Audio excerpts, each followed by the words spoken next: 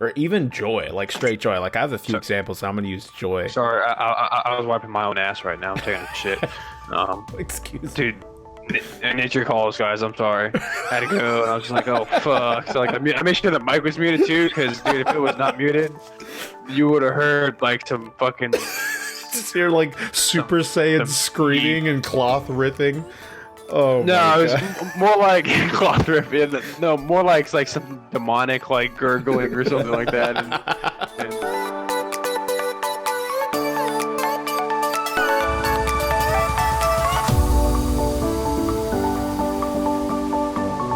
Hello, everyone, and welcome to episode 67 of the Thought Patrol podcast. I am joined by my lover, both my lovers, actually.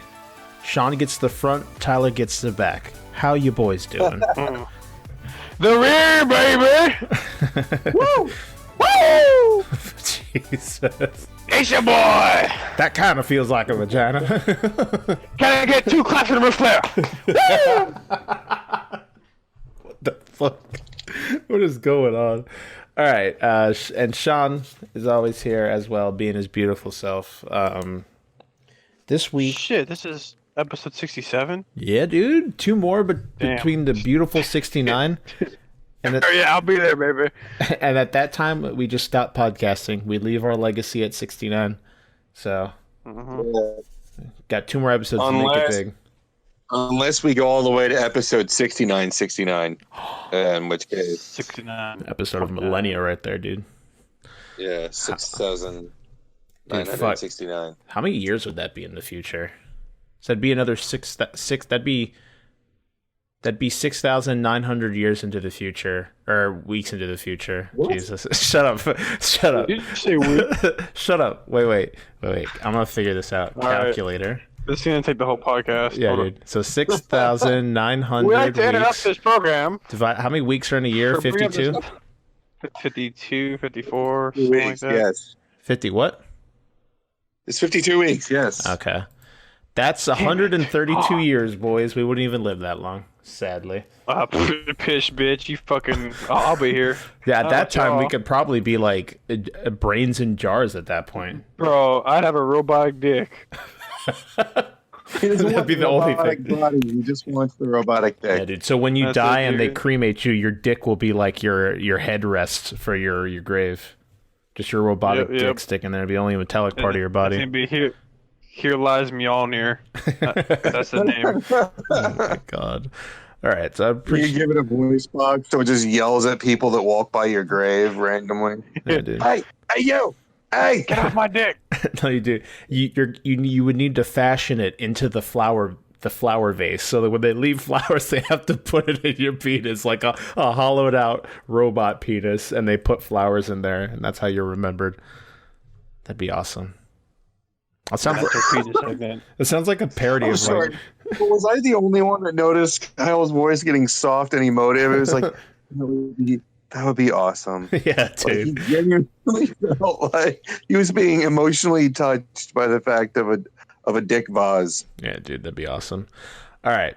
So I'm glad you both can join me. I'm glad all you tuning in can hang out with us this week. We're going to be talking about sleeper hits, in our opinion. So things that when we were growing up, we didn't hear anyone talk about, or at least not a lot of people talk about, that we think should be revisited. A topic graciously presented to me by Shawn in an angry text message one night or something like that. But hey, this dude's my guy. Remember, he gets the front, so I can't really say much.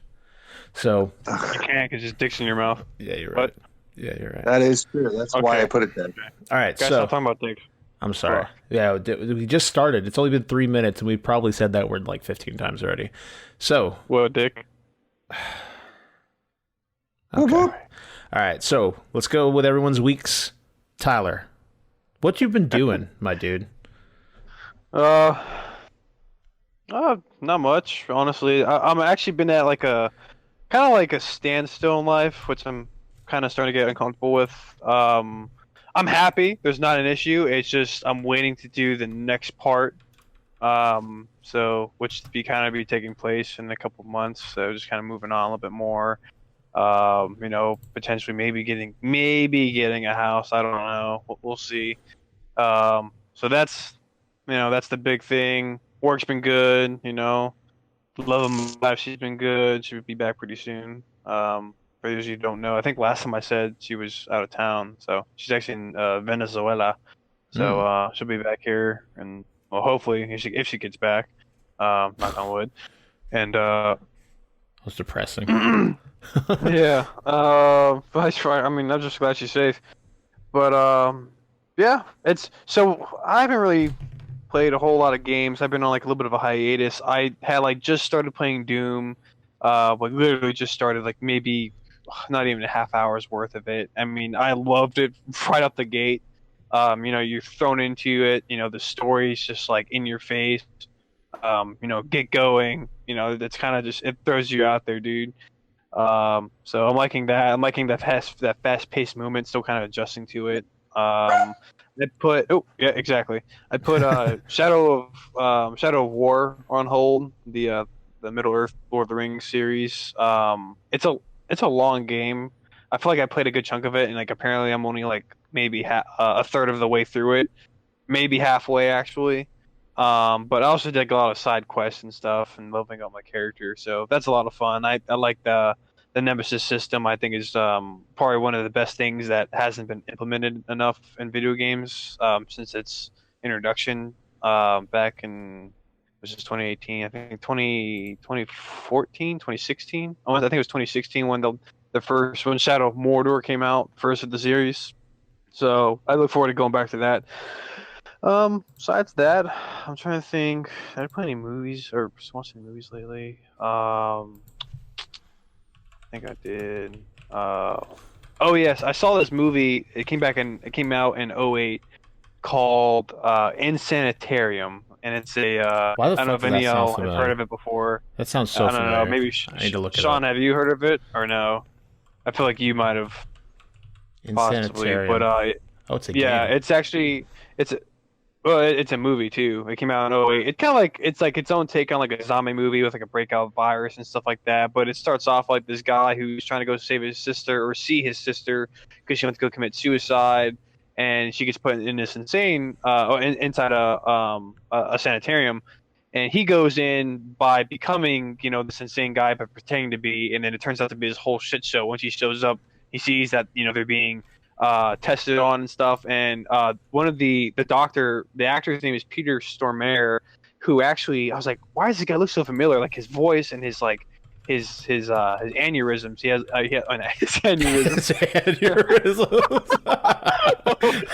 Just cut to him on the silver screen, just shaking violently. Is it mannerisms? Mannerisms, yeah. His aneurysms. Yes, On the I'm sorry I was muted. Yes, it's mannerisms. Yeah. Yeah. Okay. Oh, I just love the way. Finding familiar aneurysms. You let me know. I love the way. Aneurysm is familiar. We got to worry about you. I love the way he comes to life on the screen. It's fucking terrible. Anyways, so The moment he made that word mistake, I was like, unmute. I was like, as I said it to you, I'm like, that wasn't the right word. Let me say a few more words and make sure that that was the wrong word. Anyway, so yeah, Peter Stormare, he's actually he's a pretty good actor. He's been in some good movies. But what I've known him from previously was when I first got my PlayStation, and it was like a month or two in. It was on their PlayStation, the free games of the month. They had Until Dawn, and he's actually the therapist that takes place during those dream sequences, or those therapist scenes with the killer. And who else is in it? There's Olivia Munn's in it. She's I guess she's up and coming as an actress. I see her in a lot of these movies like recently. Yeah, she's really good, but they never use her well. Yeah, she's never really good at like in any good like parts. Not her. Like I think recently she was just in this Predators movie the Predator movie that got released. But I don't know. So I don't know. The movie's pretty good. I would definitely go say check it out. It's probably one of those movies that if you by like. the way, when you said Peter Stormare, I recognized the movie. I did see that movie. In Sanitarium, yeah. So it's one of those kind of interesting takes on a zombie movie. It's not what you expect it to be initially, and then it kind of dials up to 11, like the last maybe 45 minutes of the film. Definitely a good watch. Something that I think is like one of those cool movies you'll see if you're flipping through like the channels. There's like nothing really on at night, and it's like you go to like Chiller. If y'all have, like, remember the Chiller channel, it's Yeah. on there. Like even cheesier horror movies than Sci-Fi or AMC even. Yeah, Chiller. They got the good stuff. They got the cool the cheesy props, but like pretty good B movies. So It's got a 5.1 I out of definitely would 10. recommend that. Oh well, thanks for. So my recommendation: go watch it. Fuck you, Kyle. In parentheses. Hey, After all that praise I just gave it, a but bad movie gotta- can still be it's, good. It's got a 5.1 out of 10. Oh, Jesus. Oh yeah. Fuck the critics. So yeah, that's really been it. So I've been meaning to get back on this, get off this hiatus and stuff. But I just want to say really quick, driving a fire truck while going emergent to a call is like the funnest fucking thing ever and the scariest fucking thing at the same time. All right, that is all. Okay. You don't want to share anything else about that experience? No. Okay. Everything is legally fine. I totally did not hit that child. There was several actually in the school zone. So I honked my horn at least 2 times. They should have gotten the fuck out of the way. I was in an emergency. dude, I mean, I fucking rolled down my window and I was like, bro, I got my woo-woos on. Get the fuck out the way. I got my woo-woos on. God damn it. All right. Yeah. Well, that's good. I'm glad you're doing all right. I'm glad that you don't have any warrants out for your arrest. That's good. Sean, how about you? How you doing, my friend? Best part of my week was just hearing Tyler's story. Yeah, dude. I'm glad, man. You're welcome. I look forward to these lovely Sundays. Woo-woos and aneurysms, man. That's all I care about. Woo-woos and aneurysms. Oh yeah. So Tyler, you haven't played a video game. Sean, any video games that have been holding your interest over the past week? Nothing new. I full dive back into Final Fantasy 14, and Good I've feeling. been dicking around in Trove, and I decided to give Spider-Man a pause because every time I started playing it, I didn't stop until like 4 o'clock in the morning. And also, I have a disease that doesn't allow me to finish video games, so that might be part of it. Yeah, you could thank Perry for that. Yeah, it's fucking Perry's fault. I had the same Years thing. and years and years ago, he started this fucking problem, and then I lose 1 disc to a 4-disc game, and that starts that. There like, it all of a is. sudden, I'm on the Penny bus. It's the gateway drug. Yeah, it is. Like, the disc disappears, and it's all over. Yeah, dude. I had that same issue, but with anime. I'll start an anime, and I'll lose interest in it, and I'll just never finish it. I have like this huge. Dude, I'm Go ahead. sorry, Kyle. You go ahead. I have this huge backlog. Pause for me. I pause for you. I have this huge backlog of unfinished shows in a Google Doc somewhere that I will probably never get to. So Why do you even keep the Google Doc? You have a lot of life ahead of you, Kyle. because I have a dream that I will one day get to them, but it will never happen, and I push that denial, or I accept that denial, I think. But it's still there. It just chills there. Every once in a while, I add a show to it. Like, oh, this is kind of interesting. Maybe I'll come back to this. He said as he Discord. he said crying while dabbing. Yeah. So. Yeah. God damn it. So okay. Well, yeah. So me and Sean have been playing Final Fantasy. It's been fun. I went through like a house tour. I did it on stream actually, and went looking around at a bunch of people's houses in Final Fantasy, and like got super excited to want to like save money for a house. But we're like so far away. We have maybe like a drop in the barrel of funds required just to get like the house to the point where these others are. And so that saddened me a bit, but I kept playing. I've been enjoying it. I've been learning Astrologian, which is basically a healer that plays Yu-Gi-Oh! At the same time, where they draw random buffs, and then you have different abilities that affect the buffs. So say if you can draw a card, and the buff is the Bull, which gives a single person a 30%, or it's either a 10 or 30% damage reduction for 30 seconds. You could either keep that card and apply it to someone, or you can redraw and pull another card. You can burn your active card, or you can slot the card you drew into a secondary space where you can hold it for future use. And there's the spire, the arrow, oh god, there's like 6 or 7 different buffs that you can draw.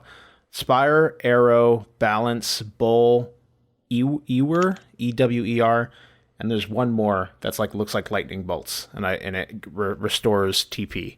And so you're like balancing, trying to keep everyone alive while doing damage, while pulling cards to give buffs to your team. It's a pretty cool class, very creative. I haven't really seen anything like it in MMO before, and just a super fun class. The combat in that game is really good, which is kind of hindered by its netcode. Final Fantasy's netcode is not as good as a game like WoW's is, so the responsiveness is a little bit delayed sometimes, depending on what you're doing, who you're playing with. But it's never enough to a point where it actually like frustrated me.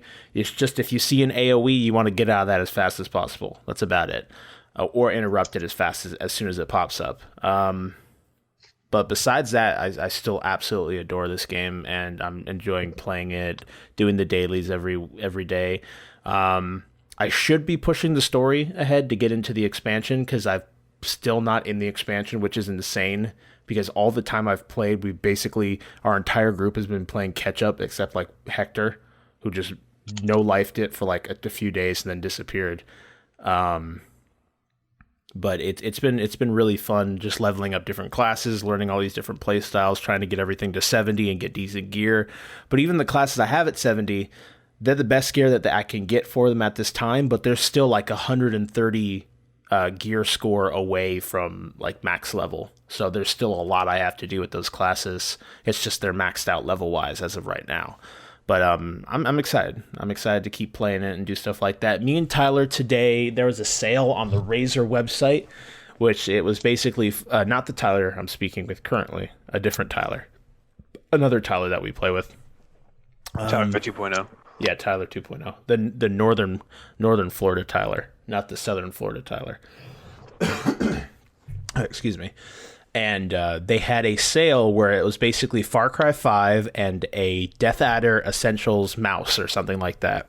So I needed a mouse, and we've been looking to play Far Cry eventually. And the sale was like $40 for both. So it was a pretty good deal. So you got Far Cry 5 digitally, and you can just download it right away, and then they'll send you the mouse. So right now I'm waiting for the mouse because I just bought it today. But I needed a mouse pretty badly, and that one would service. So we've been playing that. That game is a shitload of fun with someone else. Like, just because there's always something going on, either someone getting attacked, or you driving around and running into enemies, or animals mauling people and shit like that. There's always something going on that throws you off balance. Like you weren't prepared for it. Like there were so many things. Like we found out that you can throw melee weapons.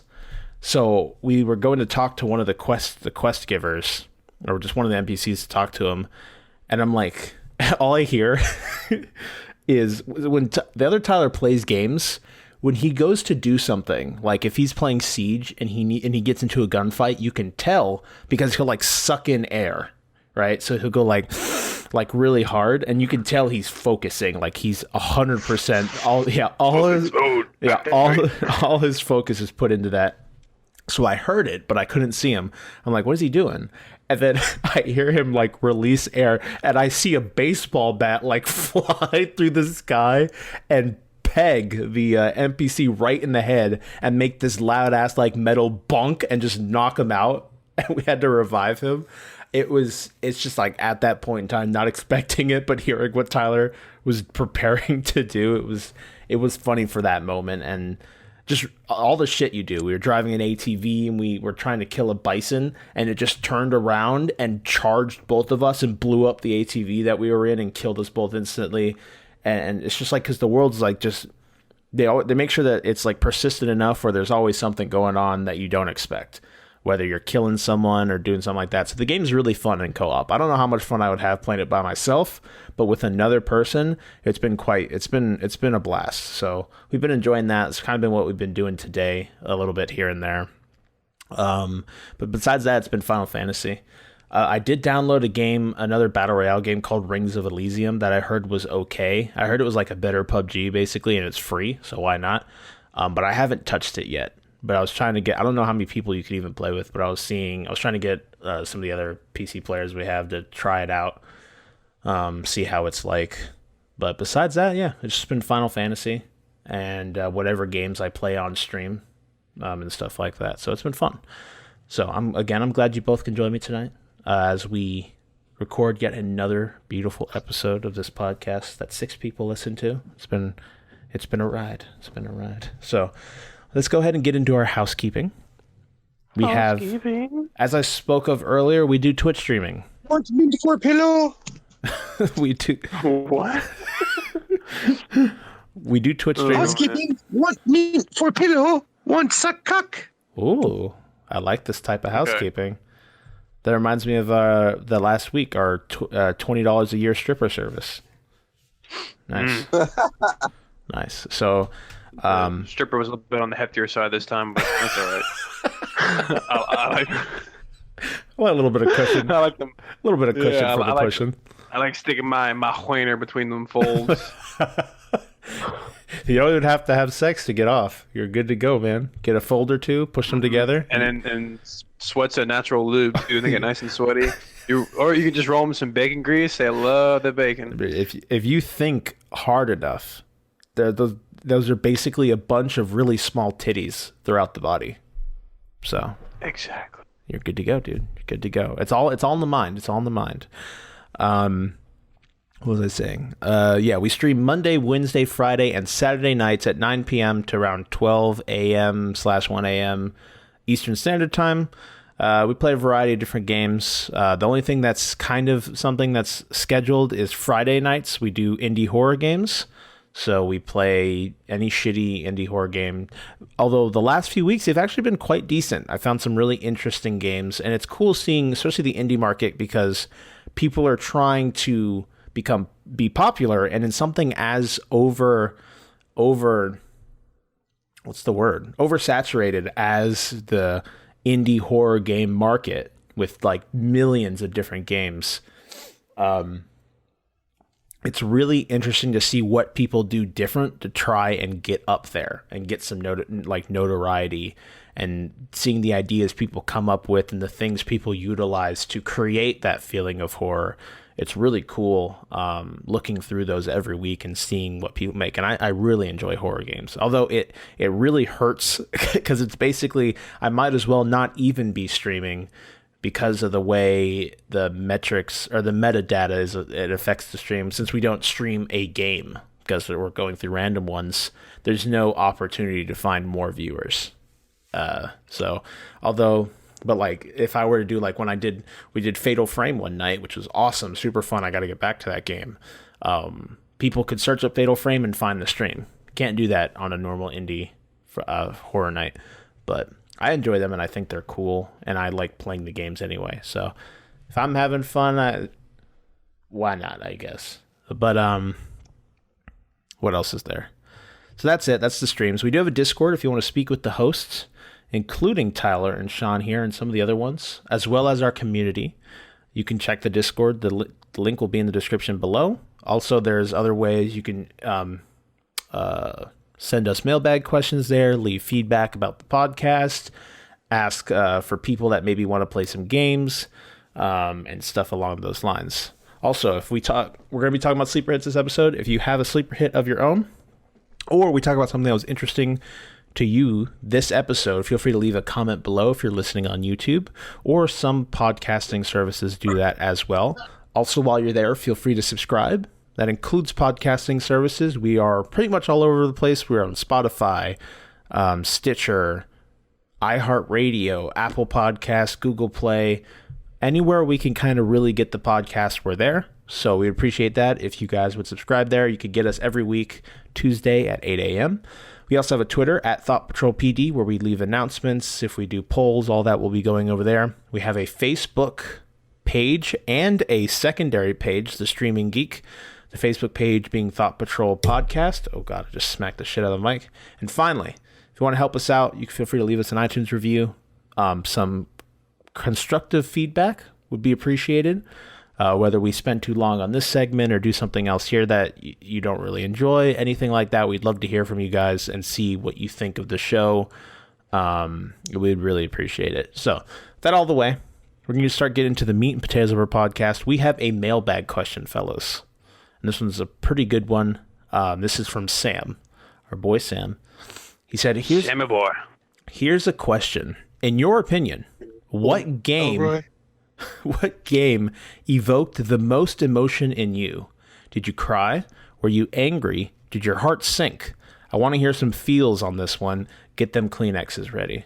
So a video game that evoked a strong and powerful emotion out of you during the playthrough. Get them fat tissues ready, boys. Oh, hell yeah, dude. I get a strong emotion in my wiener every time I play my my visual novel games on Steam. Yes. Who's the Necopara? That's it. Oh, fuck off. The Necopara, dude. Was that the one that I almost got in trouble with at school? Yes. Okay. Yeah. That was a day. That was a day indeed. A day that will live in infamy. That reminds me, we were playing Siege, and I don't know, it just popped in my head the way you said that. We were fucking around because I was really tilted, right? So I didn't want to play seriously anymore. So we were all running Recruit, which is like a character that usually you pick if you don't have an operator, because normally they're just not as good. They don't have as much equipment, blah, blah, blah. But you can play them because they're fast, and they can have shotguns. So it's an okay strategy if you know the map well enough. So we were playing, and we were just messing around, and we got the rest of our team to do the same. So we put everyone up with shields. So it was just 5 dudes with shields walking up, and there was a wall we were trying to get in. Everyone was punching it, and someone went up to put like a breach charge to get into the wall. And then the one person on the team, he's like, Gorbachev, break down this wall, and they detonated. We all just haul ass in and just get fucking annihilated by a dude sitting in the corner. Oh man, I love. Don't you just love that? Yeah, dude. Yeah, I was so tilted that night, dude. I could not play seriously. I wasn't doing anything. We basically played like 5 games of either Recruit Rush with shotguns, or they added a new feature where if you don't get to choose a character in time, it'll just give you a random one. So we played a few games where we just let it pick us a random character and play that way. But I was mad tilted. I ain't gonna lie. So, well, oh yeah. So that being out of the way. So, fellas, have we ever played a game that comes to your mind that invoked a heavy emotion in you, that it left a stamp of some sort, something that like you will look back on? Sure. Okay. Yeah, absolutely. Well, go ahead. Share your story, Shawn. Final Fantasy VII, The Last of Us. I can't remember the name of that game, but that Square game with the butterfly and the psychic girl. I want to hear the moment itself. I want to know how many tears you cried. Yeah. The Final Fantasy VII moment was when Aerith was killed, and up until that point in time, you didn't play games where one of the main heroes died. That just wasn't something that happened. And I know that when you read the interviews afterwards, the guys who made the game were like, we need to do something different this time. We need to make this more real for the players. And they're like, what if we killed somebody? And they're like, well, we definitely can't. And one guy was like, well, we definitely can't kill Aerith because. And then at that moment in time, everyone in the room would turn and like, we're killing Aerith. And it was just like, yeah, like that's perfect. And then he's like, but no. And that was that. And then players everywhere immediately jump on the budding internet in the early 2000s, late 90s to try and see if there's some way to save her. And rumors abound. But that was probably the first time I remember being that emotionally impacted. Another time was when I played Final Fantasy VI, and I can't remember his fucking name right now, but you had a general character in your party. He was a military guy, and he ends up dying, and you replace him with another military guy that works somewhat similarly. So it's not too much of a loss from a strategy perspective, but that was also kind of a surprise. But he wasn't a super main character. He was just really noble. And so Final Fantasy and other JRPGs had killed side characters and small heroic characters, but they'd never killed a main character before. So I think 7 would be the first time that we you were calling your friends going, dude, how far have you gotten? Do you know what happens to Aerith? Are you familiar? And then everybody's upset, and then everybody's talking about it at work or school or whatever. So that was kind of a big deal. Yeah. In terms of contemporary games, I'd probably say The Last of Us was the last one to make me really feel something. But there's been a lot of little games where there will be moments where I'll get into it, like Danganronpa or that one was kind of fun. No, yeah, I feel. But yeah, I'd probably the first two to come to mind, just for condensing the discussion, is the two I mentioned: Final Fantasy VII and The Last of Us. Okay. So, do you have like a number one? Because he has to evoke the most emotion in you throughout the entire playthrough. Which one hit you the hardest? I don't really know which one would have hit me hardest. I probably would go with 7 just because of the fondness I have for the Final Fantasy franchise. 7 and 8 moved me a lot. And 7 had a lot of deep storylines that started there that ended elsewhere, like in Dirge of Cerberus or things like that. Yeah.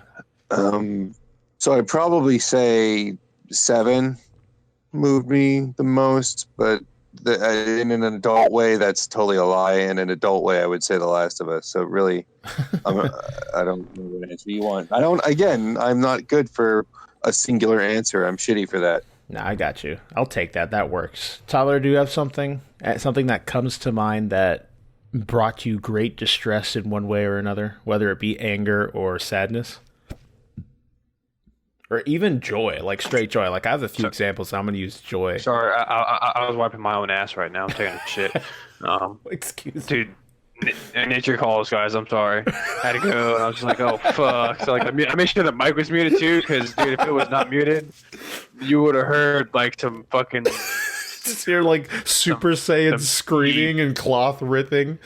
Oh, no, it was more like cloth ripping. No, more like some demonic, gurgling or something like that, and grunting and... From your ass. Yeah. Not from my... ass. Yeah, only on the ass gurgler. Yeah. They call me the ass gurgler. I can be taken two ways. I try to really think of a. Hold on. Okay.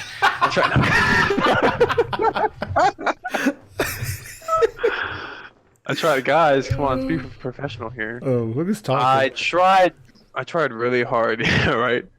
All people. I tried really hard to really hard to get that shit out. I tried really hard to squeeze them cheeks. No, I tried really hard to think of another game. I didn't want to go back and what's Legend of Zelda: Ocarina of Time. It goes back to no. In all seriousness, it was the first game I'd ever played and completed, and just that game has a lot of emotional attachment, not just because of obviously it was a huge popular game and all, but at the time as a kid, and we look back on it now and how people review games, and it's always Legend of Zelda is always the best game that's coming out, Breath of the Wild is the best game when it came out. The next Legend of Zelda, the next 5 Legend of Zelda titles that come out from now will be the best game ever. But when Ocarina of Time came out, did we really think it was gonna be that good of a game? Or at the time, upon its release, what did we think it was going to be something that good of a game? Did you really? I don't recollect. I mean, you're significantly older than I am, Shawn. So if you can recall when it got released, what was the hype? What was giant rotten while you're taking that demonic shit? You fuck. All right, hold on 1 second. I need some more toilet paper right now. I'm about to fucking wet my ass again. A bag of 1,000 smashed assholes for you, sir. So, are you mad at me or what? I mean, he's sensitive about his age. Come on. Oh, I'm sorry. I mean, you're only like 20. I can't say it on the podcast. Sean's a young and spry 63. Thank you very much. Right, Shawn? I mean, I'm sure. I'm not a day over 69, motherfucker. I wouldn't want you any age under or over 69, bro. I want you right then and there. Oh, Exactly. taking advances now? But besides the release portion, but anyways, yeah, I'm just trying to say it had a really close. It was really close to my heart when it came out, just because of how my dad played it for my sister and I, and it was like the game we always played. We always wanted him to play when he got home from work, and when we got back from school, it was like, oh, we can't wait for dad to play Zelda for us, you know. So the hardest part, and like I said, probably the most saddest part, it was like really emotional for me, and I remember is like always playing the ending and watching the post, like the post scenes after you defeat Ganon, and it's like everyone is. I'm sorry. I'm actually. Tyler, It's either tearing or it's sweat from me just trying to squeeze this fucking this turd out my asshole. Your fucking future wifey's texting me. It's like, I know you guys are doing a podcast, but ask Tyler what he's doing right now. Are you fucking kidding me? Are you serious? I told her too. I fucking told her too. She's like. She's like, so you're pooping and doing a podcast? Do they know? I'm like, they're about to. Oh, they're gonna know. This is revolutionary. This is revolutionary podcasting. Join us next week where we all podcast straight from the shitter. Oh, hell yeah. We'll take turns flushing. No, we'll do one atomic flush together as we all just fucking. That's how we end the podcast. That's how the podcast would end. It's just it's a fade out from all 3 toilet flushes. And there will be a special viewer bonus. If we get more than 20 listeners, all 3 of us will afterwards vomit. All right, there it goes. Come on, don't clog. What the fuck are we? What are we doing? What are we doing with our all right. All right, finish that. Yeah, you kind of like ruined the moment, but I mean, it was funny though. Yeah, just seeing the end credit scenes, like everyone's happy. You know, it's the end of the game. You beat the game. You save the world. You save humanity, and blah blah blah. But just watching everyone like just happily be together, and like, and again, the music has such a it grabs you and like pulls you in and kind of makes you really feel it. It's everything's dialed to like 11 pretty much whenever the fucking music's playing. That's one of the things Zelda's known for. I just remember as a kid, like after my dad beat the game and stuff, and we're all like sitting there, and I'm just like. Part of me is like, well, this sucks. It's over now. Like, what the fuck? Like, I want to go play it again. Or like, I wanted more. And then, of course, on the 64, I believe it doesn't happen anywhere else. Like on the GameCube version, the last scene or the last frame is it's like thank you for playing or something like that, and it's a frame and it goes black and white after Link goes back in time and he's back to his childhood and he goes and meets Zelda again, and it's like it's a stop frame right there, and so she turns around, they look at each other, and it just like freezes right there, and it says thank you for playing, and the game like ends. Like you have to like reset the Nintendo 64, and I was like I didn't want to turn it off. I was waiting for something else to happen, but like I just felt like so like I was all caught up in my emotions as a kid. I was like fuck, and I still do like to this day if I ever play it again. I try to play the game like once a year, but I don't know, like if you guys like ever really felt that attachment where you wish like you could have been in that world, you could have like done more, you could have been part of it, and then that's what it was. You played as this hero, and all right guys, I gotta go. I have to go play this game right now. So there you go. So Sam, you fucking see, you got me really talking about my fucking emotions right now. That game gets me every fucking time. Like right at the end, it's such a beautiful ending. Nice. So it makes me happy. Yeah, it puts a smile on my face. All right, and a tear in my eye. Okay. Anyone who's listened to this podcast for a decent amount of time knows exactly where I would go with my first answer for this, and that'd be to Nier Automata, however you say it. I think it's Automata, whatever. Like the way that the story was done and the way that it was presented in the world was unraveled to the person experiencing it, I thought was really immersive, right? So I was very invested in these characters, their story, their plights, the issues that they were going through. And at the end of the game, I'm going to try to keep this as spoilers free as possible because I know Shawn hasn't played and I still want him to. There is a section that you go through the game with the music blasting, and throughout the entirety of Nier Automata, the soundtrack is fucking phenomenal. And it is... Steve, bro. It is... Music. Yeah, it is... It does it, man. Music fucking does it. It does, 100%. And it's put together in a way to, at that moment, it's invoking those emotions that the director wants you to feel.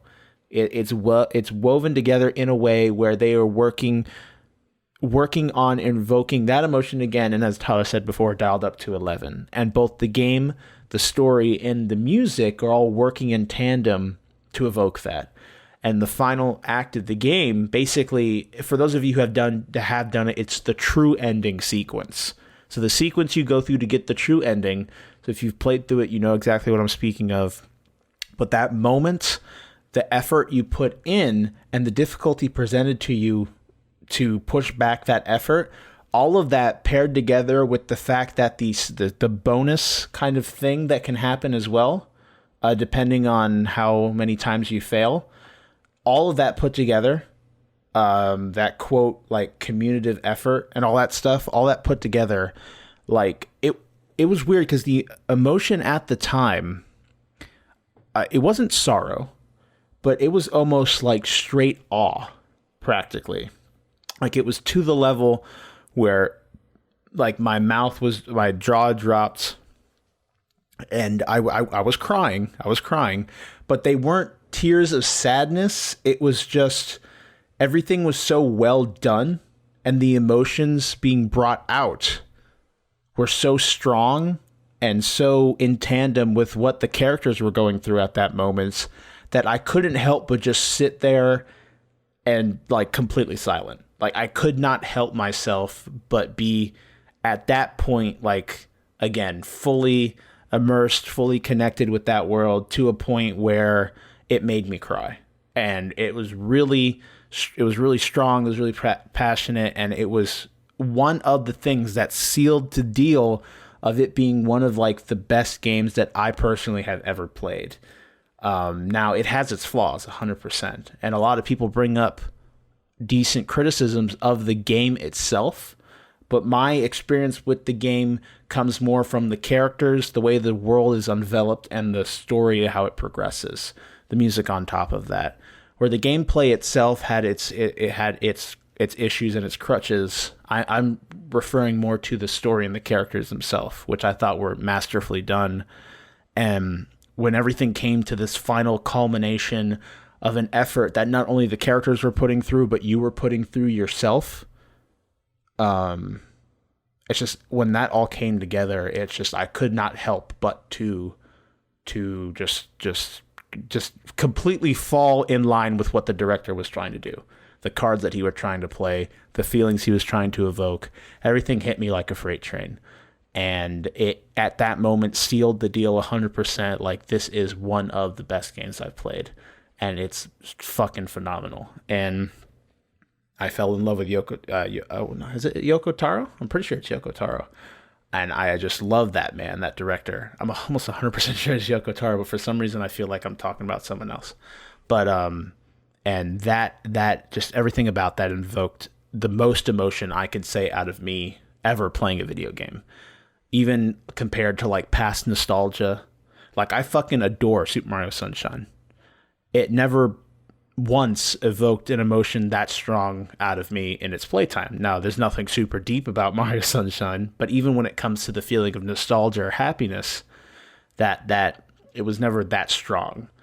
And I guess on the opposite end of the spectrum, not awe or sadness or immersion, but happiness, straight happiness. I could say one recently that evoked that strongly was A Hat in Time. It is Yoko Taro? Okay. Was A Hat in Time. Yeah, Hat in Time is like an ode to older 3D Mario games, basically. It's an indie game created by Gears for Breakfast. It's on Steam. It's on console, too, I'm pretty sure. And just everything about that game, from the charm of the characters, the design of the world, to the level design, was basically, it was Mario, but with its own creative tinge to it. And just every moment I spent in that game, and I spend to this day in that game, was just belated. I was so excited to be playing it, happy to be in this charming world that these people so lovingly put together, and it just filled me with joy. Like the initial time I played it, which was on stream, it was grin from fucking ear to ear. I could not stop smiling the entire time. Everything about the game, from the music to the world design, character design, writing, it all just bled this like charm that I could not put a finger to. It was just so well done. Fantastic fucking game.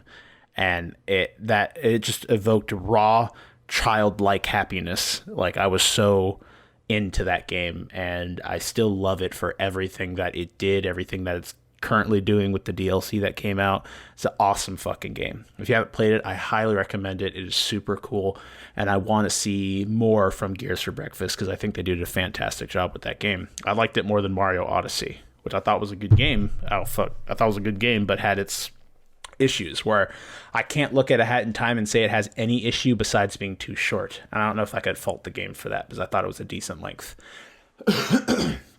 So that's that. That's my answer. But Nier destroyed me and built me back up as a better man. That was a fucking fantastic game, and I highly recommend it to anyone that's willing to stomach the kind of heavy Japanesey feel to it. Behind all that initial impression is a fantastic story, amazing characters, and a soundtrack that will sit with you for a while. I still go back and listen to it at least a few times a week because I want to hear certain tracks again, and it brings me right back into that world. And that's something incredibly special that not every game can do. So that's my answer. For all you guys hanging out, what's a game that has evoked a huge raw emotion out of you? Feel free to let us know in Discord, comments, anything like that. We'd love to hear from you guys. But let's go ahead and move forward. Goodness. I don't know. I think everybody touched on something fairly strong because you can go on websites now and find people talking about Ocarina of Time and find people talking about Nier or talking about Final Fantasy VII. People are still trying to figure out a way to save Eris, and she's been dead for like 20-something years. She's alive in my fan fiction. There's no way to bring her back. You know? Yeah, no, I don't. Again, and like, that's these characters in these games became family to us. They became people. It was like reading a book. 100%. For all of us. 100%. Yeah. So let's go move on to our box office tops. Fellas, what do we think's number one in the box office this weekend, September 21st to the 23rd? What the fuck is even out right now? Halloween out yet? No. It's the Nun. That's like. I could give you a few that are new. We have Fahrenheit 11/9. No idea what that is. Life Itself, Assassination Nation, Colette, The House with a Clock in its walls. The Jack Black movie. Tea with the Dames. Yeah. Okay, so Sean's The House with a Clock in its walls. What about you, Tyler? They all sound ass to me. Predator's out still. The Nun is still Predator, out, like you said. I'm gonna say the Predator. All right. So we'll go ahead. We'll go ahead through the top five. At number one, we have The House with a Clock in its walls, pulling $26 million for the weekend, sitting at a budget of $42 million. Worldwide, pulling $29 million, so an additional $3 million foreign. Why? I'm looking at the picture, and Blackjack looks like a fat Doctor Strange, and at least in the picture. At number two, we have A Simple Favor, pulling in $10 million for the weekend, sitting at a total of $32 million, with a worldwide earning of $42 million. At number three, we have The Nun, pulling $10 million for the weekend, sitting at a total of $100 million domestic, with a worldwide gross of $292 million. Damn. At number four, we have The Predator, coming in at almost $9 million for the weekend, sitting at a domestic total of $40 million, with a worldwide total of $94 million, and its budget being $88 million. So it's past its budget, but that's usually, from what I've heard, that usually with marketing and all that, usually it has to get close to 1.5 to 2 times the budget to be considered a success, because they spend so much money in marketing and all that shit. And I saw stuff for Predator all over the place. And finally, at number 5, we have Crazy Rich Asians, sitting at $6 million for the weekend, with a total of $159 million domestic on a budget of $30 million, with a worldwide gross of $206 million. That was the top 5. Some honorable mentions. Mission Impossible sitting in 9th place with $1 million for the weekend. The Meg is in... Mission Impossible at 13th place, my bad. The Meg's in 9th place, sitting at $2 million for the weekend. Incredibles 2 is still somehow holding out, pulling $500,000 for the weekend, sitting in 19th place. Jurassic World as well, sitting at $195,000 for the weekend, in 25th place. But yeah, so that's what's going on in the box office. Have any of y'all seen any movies recently that we talked about that you have anything to say? I know Sean shit on Predators last week. You seen anything I saw that. I saw the comment, but I've been wanting to see the movie just because I love the Predator franchise and I love just the creature and everything. But I feel like it's one of those movies that, especially that type of iconic monster, I don't know. It doesn't. They never hold up. It's always like you really hope it's gonna be good, just like Alien too. You really hope it's gonna be good, and then it comes out, and then it always falls short. And it's like, what is it that they're doing wrong? You know, is it? I know that the Predator had a lot of reshoots, so I don't know if that had an issue. The director, actually, Shane Black, he was in the original Predator movie as one of the characters. I can't remember the character's name, but you would think like, oh, you know, here's the guy, and he's a pretty well stable director, anyways. But you would think like, you know, a guy that had acted in one of these movies, you know, I feel like he knows what the fans really wanted, and I don't know. I feel like maybe they shouldn't have brought it to Earth. I was hoping they'd take it out to space somewhere, you know. It's funny how the Predator movies are always taking place during let's see, well, the first two were, I'm trying to remember. Actually, they all took place during like the years the movie came out, or like around that time. I want to say Predator 2 came out like during like the 90s, and that's when it took place. It was like 90s, like San Fran or whatever it was on the West Coast, and you had like the 80s when the first one came out. The only thing that was actually kind of different, but it still technically took place, they were giving like that modern day feel, was Predators. That was the interesting twist, where they finally went somewhere, but it was almost the same premise as the first movie. So yeah, you know, they had which I liked it. I did like Predators. It worked. It was absolutely, but it brought nothing really new to the table other than it being on another planet. It was the same story. I think that's a pretty new element, though, considering you've got 2 different breeds of predators. They're hinting at another war that people have been kidding, and they left it open. It was a good position to put the franchise in. And they haven't done anything on it since. It's 2010 when the movie came out.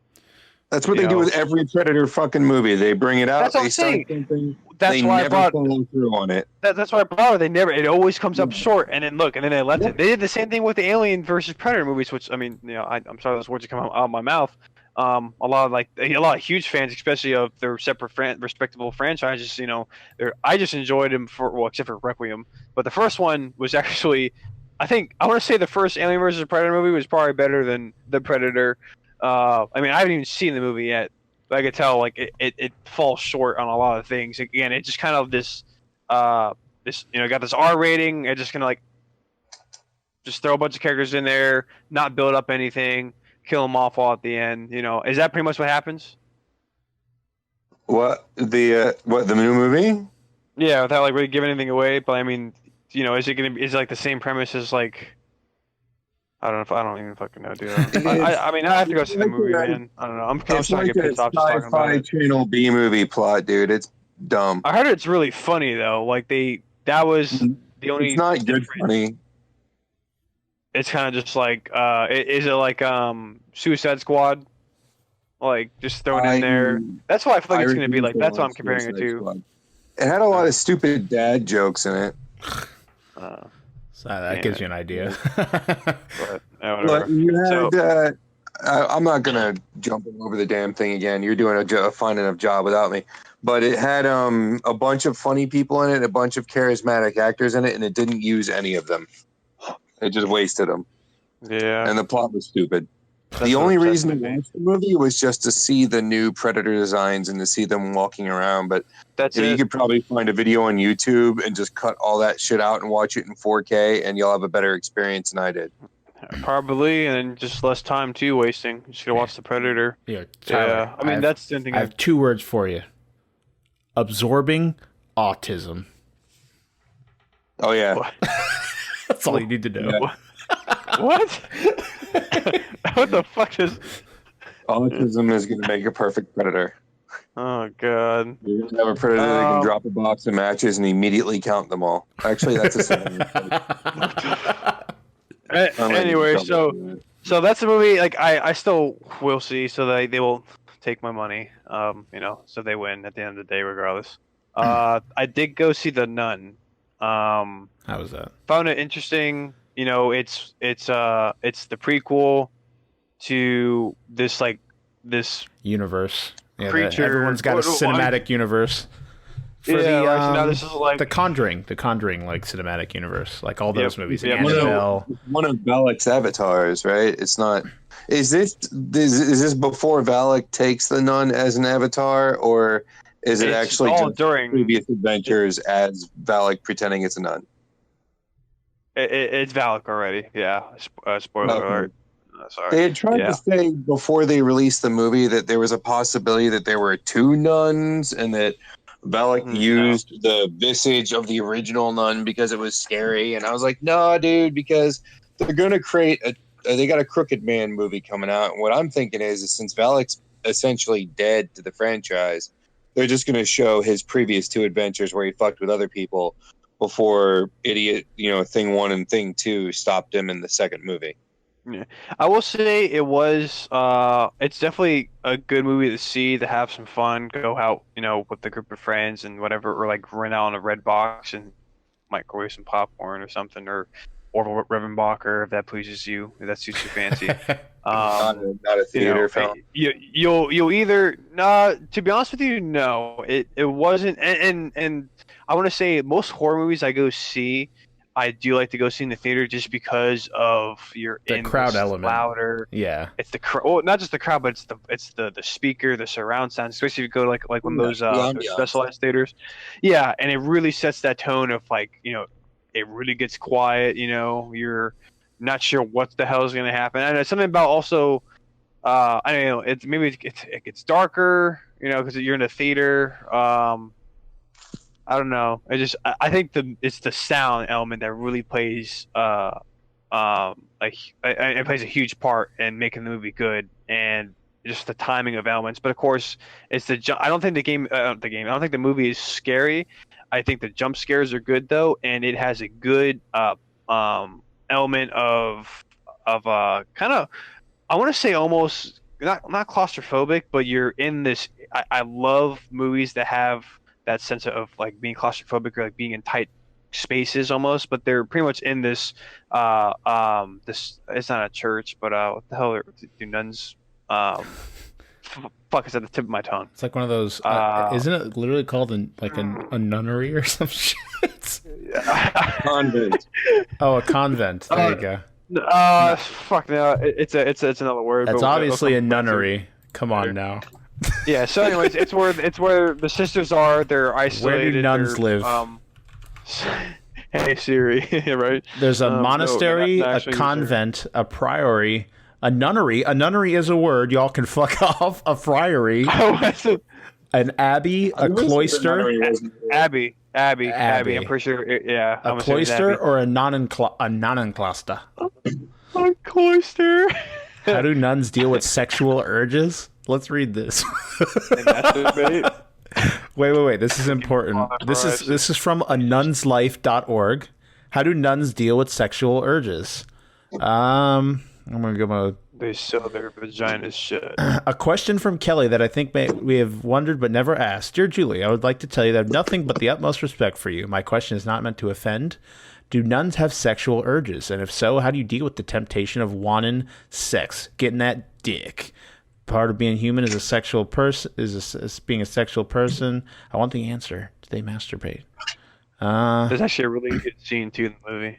How do nuns deal with the temptation of wanting sex? I think the first thing is to remember that wanting sex isn't bad in and of itself. Sex can be a powerful experience. For a nun, we vow to be celibate, and so we choose to express union and love in other ways, such as through our community life, our relationships, and our ministry. We have to acknowledge to ourselves a sexual urge we may have and find ways to deal with it in a healthy way. Dealing with it may be solved by a splash of cold water, or it may mean talking it over with a trusted friend or mentor. This is where being part of a community really helps. I'm really horny. Community life helps Tease me. helps you tap into relationships that truly sustain you. That gives you a joy and intimacy that goes beyond any urge for sex. I'd be surprised if this were different for married people. Interesting. But what if that person's kink was cold water? Then they'd be screwed. Yeah, right. Surprise, motherfucker. I'm just worse now. You're not helping. No, I'm wet in two ways. All right. Established kink, cold water. Is that like a thing? Hey, I wouldn't say it wasn't. Wait, is cold water a kink? Anything could be a kink, dude. Like what? Oh my god, dude! Temperature play. So, oh no, Oh, Jesus. That's when take it back. Don't tell me. Fire. We're at a steamy 84 degrees with about 90% humidity. Fire cupping is when Feel the where moisture. Jesus Christ, dude. Yeah, here. Ice play is a form of temperature play that involves running pieces of ice across a person's naked skin. Oh yeah, everyone's done that. Cold and heat exposure. You actually get a blowjob with that too. There are usually extremes of either, but they are not usually experienced on an everyday basis. Common methods of heat torture. I don't want that. Common and easily. Okay, I get it. Yeah, common. TVMA. Wait, no, I got one more. A common and easily employed type of cold torture is to make subjects stand or lay naked in snow. They can either be freely or tied up. Where a subject is tied, it may be stretched. It may be in a stretched or splayed out position to expose as much of the body to the extreme condition. A variant of cold exposure is to water down a subject with cold water in cold or windy conditions or employing fans. The risk of cold exposure are hypothermia and frostbite. And death. Yeah, but I know about wax play where they melt wax and put it on and like kind of burn people with it. I've heard the ice before. Yeah, that was really weird. But like the ice, like people like run over like their nipples, or they actually put it in their mouth and perform oral sex. Oh, nice. Yeah. When'd you get all formal? He's like, oh yeah, that's a good blowjob. Oh, oral sex, excuse me. No, I mean like the ice cube in the mouth, or ice cubes over nipples, or wax and shit like that. Like I'm like, holy shit, this is all amateur stuff. And then I'm like, oh fuck, what's wrong with me? Yeah. When we bringing out the 12-inch dildos. Yeah, right. I like how we all like the fucking 12-inch like icicle dick or something like that. Take out the freezer, shove it on my ass. Ooh. What? It's done. Wait, what? It's like, you know when you're a kid, like you stick your tongue out, it's like a pole and it gets stuck. Like what if you shove like an ice pop in your ass? That's why you have to wet it first. You can't just shove that shit. You wouldn't be able to get that shit up there dry. That'd be difficult. You'd rip something on the way in. Try me, bitch. You gotta tease it in. Yeah. Yeah. I like how we segued from talking about the fucking. But Tyler, gun, if that happened, all you had to do was give it some time, man. Your body would do the rest. You would no longer have anything in your butthole in like a few minutes. let the body's natural temperature do its thing. Yeah, dude. Yeah, right. Your rectal temp. So just start like ripping ass and you'll be good. Like your farts will like an enema suppository. Put a big ass ice cube up there and let it melt. Dude, you'd be good to go. Clean all the poo poo out of there. All right. How the hell did we get on this? Let's move forward. The nun, bro. The fucking nun. So, anyways, yeah, it was a good movie. It wasn't as scary as I thought it was gonna be. I do recommend to go see it though. It had really good potential to be a really good movie, and it fell just shy, especially the last maybe half hour of it, is they really rushed it.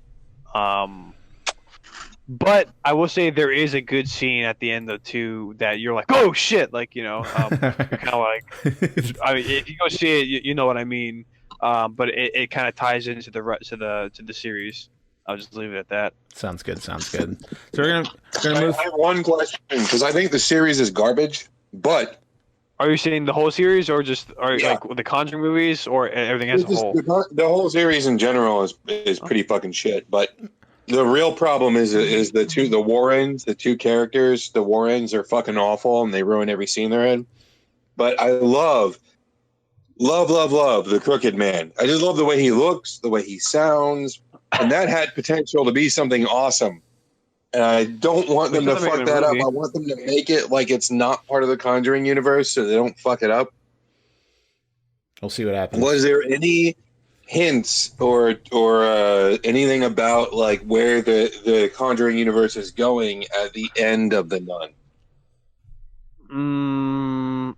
Oh, damn, it's tough. It falls. I'm just gonna say it falls into place with the universe. It doesn't really show you the I'll say it completes the circle. And if you go see it, you know what I mean. But it doesn't further anything, no. But what it does potentially do is maybe make another movie, another separate movie. But I can't be 100% sure. They'll keep making it, as long as leave something open. As long as these fucking make money, they're gonna keep making these, even if they're about haunted corn on the cob, dude. Oh yeah, they will. And the best part about horror movies too is like, because they're generally cheaper movies to make too. Yes, kettle corn. That's part 2, dude. You're getting ahead of yourself. Yeah, part 2. Then we go to Children of the Corn. Really tie shit in. Yeah, but yeah, I don't know. I still like those horror movies. I mean, they're cheesy, and some of them are stupid, but there are parts that get me, and they do take my money at the end of the day. So they always win. No matter how much you bitch about it, stupid characters. I think the movies have potential. They just the dialogue the Warrens have, and pretty much everything they do is stupid. Yeah. Yeah. So I don't know. I didn't like any of the If you took The Conjuring 2, which is arguably the better movie, and you cut the Warrens out, it's a better movie. It's just a better film overall. Yeah. I mean, I think it's one of the better. Yeah, I think it's one of the better, more modern, like AAA movies that get put to the silver screen. Definitely one of those, though. Like, out of things that come out nowadays, for more commercially, like, I mean, they really advertise it. Where was I going with that? Oh, on YouTube, actually, if you guys remember, and it's actually fairly recent, right before the reveal or the release of the Nun, they had an older advertisement trailer for the Nun, and they actually took it down because people were freaking out and they were complaining how scary it was. And the Nun, what they did is they took advantage of it for the advertisement. They actually, so they had to reshoot another ad for the Nun, and they actually said, like, yeah, it pretty much gave them like, hey, go see our movie because it's really scary, because hey, people were complaining about our previous trailer we had because it was so scary, so go see our movie. I think I don't know, the advertisements definitely sell and make you want to go see a movie. So I don't know. They got my money. I'll probably give my money like one more time too. Sounds good. All right, let's move forward. We have our What to Look For segment. We got actually a pretty decent amount of games coming out this week, and one I'm not too sure about anymore because of recent events. But we have Valkyria Chronicles 4 coming to PS4, Xbox One, PC, and Switch. I didn't know it was coming to Switch on September 25th, which will be the day this podcast comes out. This is the one I'm unsure about. Walking Dead Final Season Episode 2. Is that still coming out? Or no? That's a no, right? Because they closed down? They finished it. Let me see. Because I remember hearing that it might... Maybe they're not... It's just episode 2, but they're not finishing it. Maybe they're finished, like they don't need to release it. The Walking Dead episode 2. Or they still could release it. Who owns their franchises now? Oh, let me see. Shutting down the Walking Dead dev Telltale Games shutting down, future projects canceled. This is on WCCFtech.com. Nathan Birch. Anonymous source told US Gamer that the 25 employees remaining at Telltale aren't remaining to finish The Walking Dead the final season, but instead working on the Minecraft story mode TV series for Netflix. Are you fucking kidding me? According to the source, the Walking Dead team have been laid off, and the season will end prematurely with episode 2. So it will. 2 is still coming out. Yeah. So, oof. So they're gonna finish Minecraft instead for Netflix, and then Walking Dead final season we won't see. We won't see the end of Clementine's story. At least I don't think so. That sucks. I mean, if you like those games. I always hate seeing stories not finished. TBH. Although I never gave a fuck about any of the Walking Dead games. But still, it's kind of a sad thing. Or the Telltale games. How long do you think an outdated gaming engine that was buggy as fuck, that they never bothered getting fixed, that hasn't changed for well over 10 years, was going to last them? And they haven't changed the style of game that they make whatsoever from game to game to game. So, I mean, you go back, I played the Back to the Future one, I played the Borderlands one, I tried the Batman one, and it was hot, rotten garbage. I can't even remember the other one I played. It was so much like the other two. But, I mean, Wolf Among Us. They're choose-your-own-adventure books. They're interesting. They're a little bit pricey for what you get, but they do good sound design. They've got decent script writing. Like, it's not a bad product, but that kind of... I don't know how that business model could have run any other direction. Like, they couldn't continue making games like that and still be profitable. Yeah, especially with, like, because they're all people want to see stories from things that they love, so you got to dish out quite a bit of money for licensing. Like for the thing they did with Guardians of the Galaxy, they probably had to pay some decent money to get the licensing rights to make that game. And I don't know how the returns went for that game. So I do agree with you that with these stories, if you're going to keep them to things that are already well-known franchises, you're going to have some issues with just budgeting in the future, because you have to dish out a shitload of money for licensing these days. So I agree with you. I'd never followed them. I usually watch them just because I get the same exact experience and I don't have to spend any money. So that's always good. So that's that. So that'll be coming out on the 25th if you are looking forward to episode 2. Although I can't imagine having any want to play it if the story is not going to finish. Like, I don't know. But Life is Strange 2 Episode 1 is coming to PS4, Xbox One, and PC on September 27th. Another series of games that I don't give a fuck about. And everything I've seen from them has been... Everything I've seen about them has been overwhelmingly average. And the writing has some cringy-ass moments. I don't know if it's purposely cringy, but purposeful cringe is still cringe. So I don't. That's not an excuse. Next, we have Towerfall coming to Switch on the 27th as well. I don't even know what that is. Dragon Ball FighterZ is coming to Switch on the 28th, which is pretty cool. FIFA 19 is coming to PS4, PS3, Xbox One, Xbox 360, Switch, and PC on September 28th. If you're out there and you still have a PS3 and Xbox 360, what are you doing?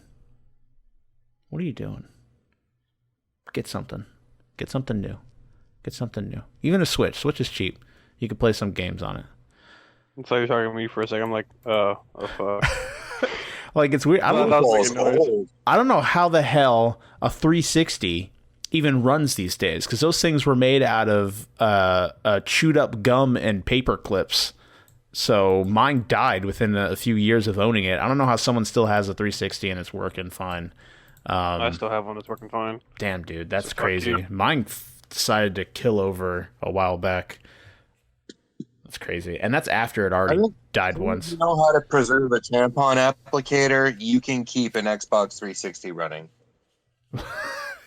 I mean, it was never an effort to keep it running either, usually. So that might be one of the reasons why. But I don't even remember what ultimately went wrong with it. I think it did the overheating thing again, and it just fucking never turned back on. So I don't know what could have happened. It was a while ago. I was a child. I was distraught, but I was also kind of not, because I had my laptop in League of Legends, and that was all I was playing at that time. Sadly. Like, I look back on that time, and I'm like, wow, I only played that game for like 3 years. That's insane. moving forward, we have some news articles. We got a few things that happened this week. Nothing crazy, but one interesting thing. But at first, we have Spider-Man PS4 has broken Sony game sales records. Excuse me. This is by Steve Watts of GameSpot. Spider-Man, Sony told... What the fuck is going on? This first sentence is awful. Okay, USA Today reported that Sony has sold 3.3 million copies of Marvel's Spider-Man within the first 3 days of release, setting a new sales record that edges out the prior record of 3.1 million in the first 3 days set by God of War earlier this year. Pre-orders weren't a record setter as well were a record setter as well at 1 million copies pre-ordered. This figure doesn't account for the sales of the PlayStation 4 Pro bundle that included a specially painted console and a copy of the game. As the report notes, the retail price of $60 would translate to roughly $198 million in revenue, which actually tops the $117 million opening weekend box office for Spider-Man Homecoming. Not all the copies would have been sold for exactly $60, so the figure could be a bit less. Plus, blah, blah, blah, blah. The comparison is skewed, blah, blah, blah. Marvel Spider-Man was a critical success as well, scoring an aggregate 87 on Metacritic. So Sony is planning 3 narrative expansions through the rest of the year, along with the new Game Plus mode and games. Or stop quoting your own shit on your website, GameSpot. God damn it! All right, so Sony making more money. Spider-Man has sold a shitload of units. This is good. This is nice because I think this is a good, again, we've said it 100 times. This is a very good stepping stone. Sean referred to it as what'd you say, Sean? A proof of concept. Sean referred to it as a proof of concept, showing, hey, this is doing well. People want this. Let's get more of this. And hopefully as they make their next title, they improve upon the formula that they had in play here. Spider-Man was a good game, but it was not, I can't sit here and tell you that it was better than God of War. I still think God of War was overall a better experience, and Spider-Man has a lot of faults to it. So hopefully as they again attempt to improve this franchise, that we get better and better and better titles. And now they know, hey, people want this, people are willing to pay for this, and now we have a good core market established, at least for the video game side of things, that we know will continue to support these games in the future. So that's super awesome. I'm surprised. To tell you the truth, I am kind of surprised that it outsold God of War, because God of War made such a wave, and I heard a lot about Spider-Man, but not to the degree that I heard about God of War when it first released. So I'm surprised that it did outsell God of War. But that, again, an awesome thing. It's a good game. If you have not played it yet, I do recommend you playing it, especially if you have any interest whatsoever in Spider-Man. If not, can I recommend it if you're not a fan of Spider-Man or that type of thing? I don't know. TBH. It's a fun game, but like all the appeal is the fact that it's fucking Spider-Man and you get to be Spider-Man. So I don't know. But God of War, I think I could recommend to a lot of people just because it tells a good story. It's a relatable story, and the gameplay isn't too difficult, and it does a good job of explaining to you what to do. So I don't know. Awesome news, though. It's nice to see that it sold incredibly well. You guys have anything to add before we move forward? Negatory. Tyler, you guys I don't think it's... I mean, I thought it was going to sell well. I just didn't expect to this degree. But it's cool that it's happening. I ain't gonna lie. But we've both me and Sean have just... Oh my God. Sean, you there? Putting in for the past several years is their video game wing. Okay, can you say that whole sentence again? Because you lagged. I'm not surprised. Sony owns the digital rights to Spider-Man, and the only real influx of profit that multinational mega corporation has been getting has been coming from their home entertainment. So, they're not making money in the movies. They're not making money with music anymore. They're they're barely holding up anywhere else, but their video game industry, their home media enterprise seems to be holding together. So they're going to dump a shitload of fucking energy into Spider-Man. Yeah, and if you even if you look at the registered users that have PlayStations, was that like 80 million people or something like that? So if you think in the grander scheme of things, the percentage of people that are buying it to actual users of it are still low, but still it's still broken so many records. But the PlayStation itself is a powerhouse because there's so many active users on it and registered users on it. So you would just naturally see larger sales points just because there's so many people that own a PlayStation 4. So again, awesome news. Excited to hear about it. We have another interesting thing here. Apparently, Fortnite keeps being brought up in divorces. What's going on, guys? Fortnite is tearing apart American families. We have to do something about it. Hashtag stop Fortnite. I'm saying it now. You're tearing me apart, Lisa. I didn't hit her. I did not. All right. Oh, hi, Mark. Yeah, the fucking movie is so bad. I love it. All right. Oh my God. The sub. This is Steve Watts that wrote this. So kudos to him. But his sub thing. So it says Fortnite keeps being brought up in divorces, and underneath it, the subtitle is "You fight until there's only one remaining." Oh, kudos to Steve Watts. That was a good one. Fortnite has quickly become a global phenomenon, but like any popular pastime, too much of a good thing can have impacts on relationships. The AV Club reports that UK divorce service Divorce Online, that's literally the name of the service, Divorce Online. Wow. Someone needs to talk to their marketing team. I mean, it's simple and to the point, but man, that is so not fucking catchy. Claims that the game has been cited in a staggering 200 divorce proceedings this year. That's said to be roughly 5% of all British divorces in 2018. There's reason to be skeptical that the blame for these broken marriages can be chalked up to Fortnite itself, though, as The Independent notes.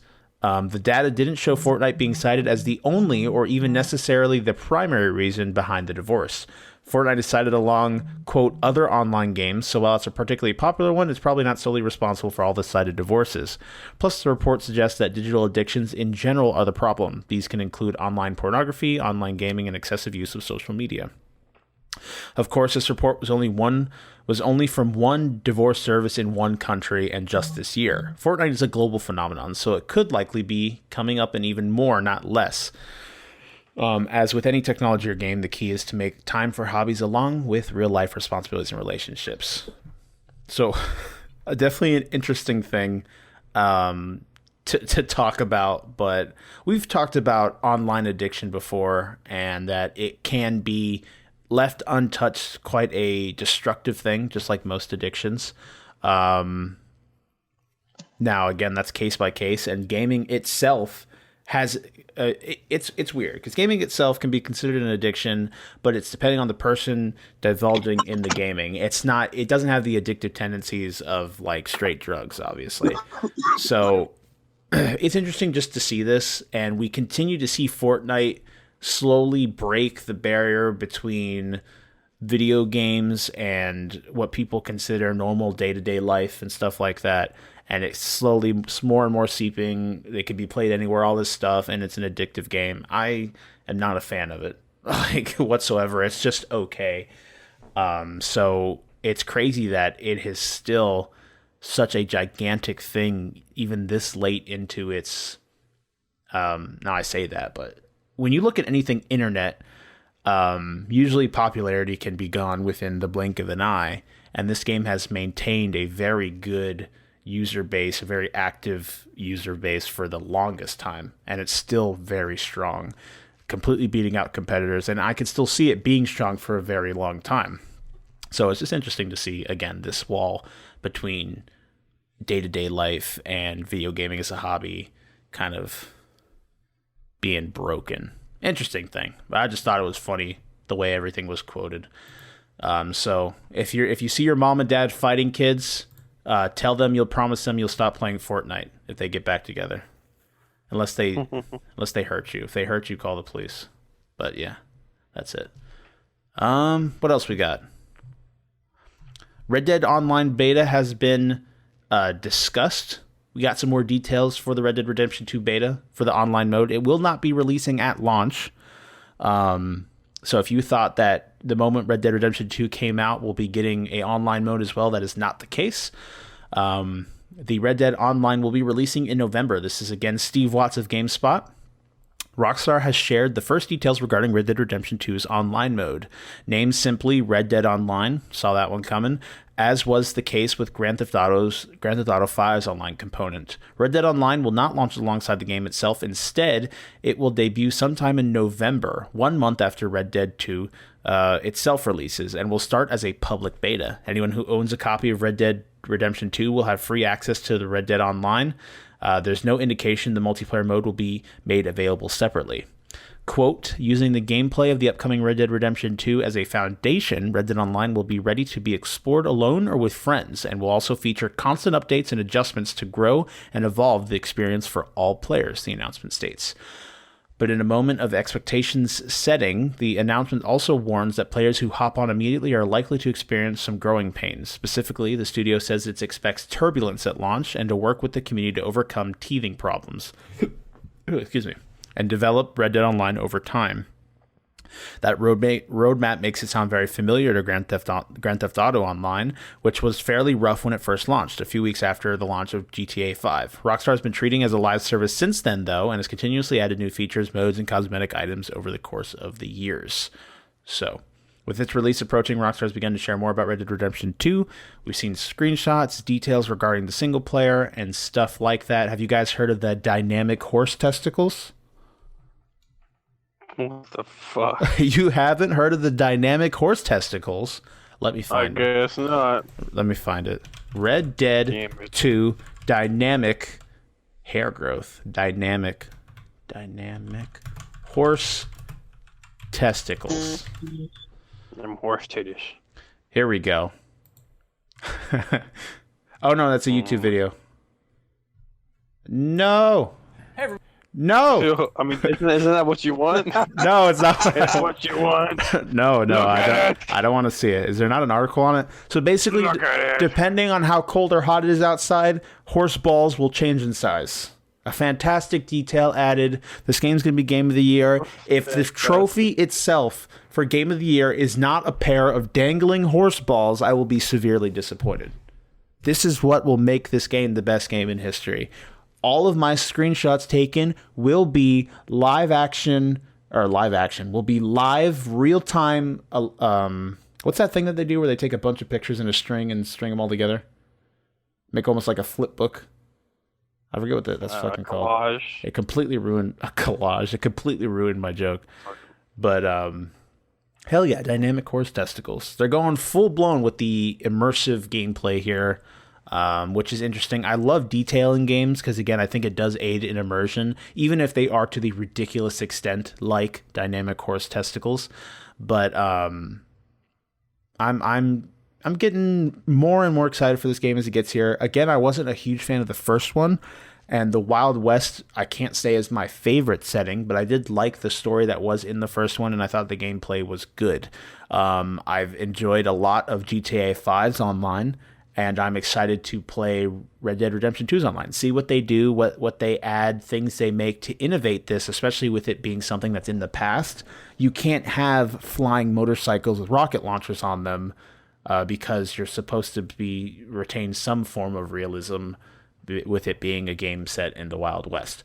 So I don't know what they'll do. I'd love to do a train heist, and I hope we get that at one point or another in a multiplayer mode. But I'm excited. What about you guys? You guys picking this up? I know Shawn is to play with the group. What about you, Tyler? What? What'd you say? What? Huh? What am I doing? What did you just included him in something he probably didn't want to be included with? Oh man, I know, right? Trying to get Shawn to be in our friends group. Shit. I'm sorry.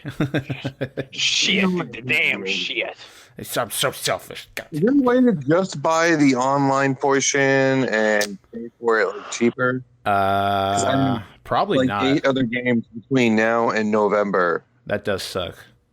I don't. don't Probably know. I not. really don't want this I mean- game, so the only I reason mean- I'd be buying it would be Well, for here's the what online. you can do. Here's what you can do. You don't have to buy it when it releases. Wait a month till the online comes out, and then you can get the game. And then hopefully that'll give you a little bit more time away from all your other games.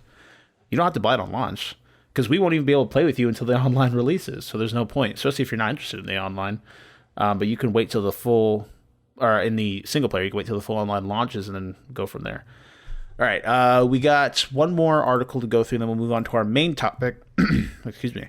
The PlayStation Classic Mini has been revealed. This is from Eddie Makic of GameSpot. It features 20 PlayStation 1 games, and pre-orders are now live. With Nintendo enjoying great success in the field, Sony has announced its own mini classic console. The company has announced the PlayStation Classic, a mini version of the original PlayStation, comes with 20 generation-defining games, and it launches in December. It's available for pre-order now. A complete list of games has not yet been announced. So far, the PlayStation blog has only confirmed 5 titles. Final Fantasy VII, Jumping Flash, Ridge Racer Type 4, Tekken 3, and Wild Arms. There's no indication of what genres or companies will be represented by the remaining 15, and the PlayStation Classic arrives on December 3rd. That's a notable... Oh, you know what they need to put on there? Legend of Dragoon, along with Final Fantasy 7 and 8. They need Legend of Dragoon on there, because that's the only way people can find it. They would sell so much to RPG enthusiasts just by including that fucking game. I wonder. It's weird because if you look at the Mini, it has the little, what looks like the disc tray, but there's no way in hell you're going to get a disc. It's just for that nostalgic look, but it's like wasted plastic. Yeah, it's got little controller slots and the memory card openings. Yeah. December 3rd is a notable date. It's the day that the original PlayStation launched in 1994.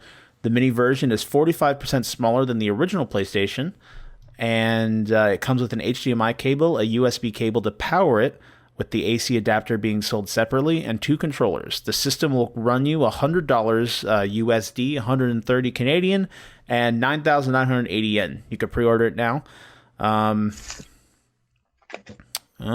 That's about it. So, is anyone picking this up?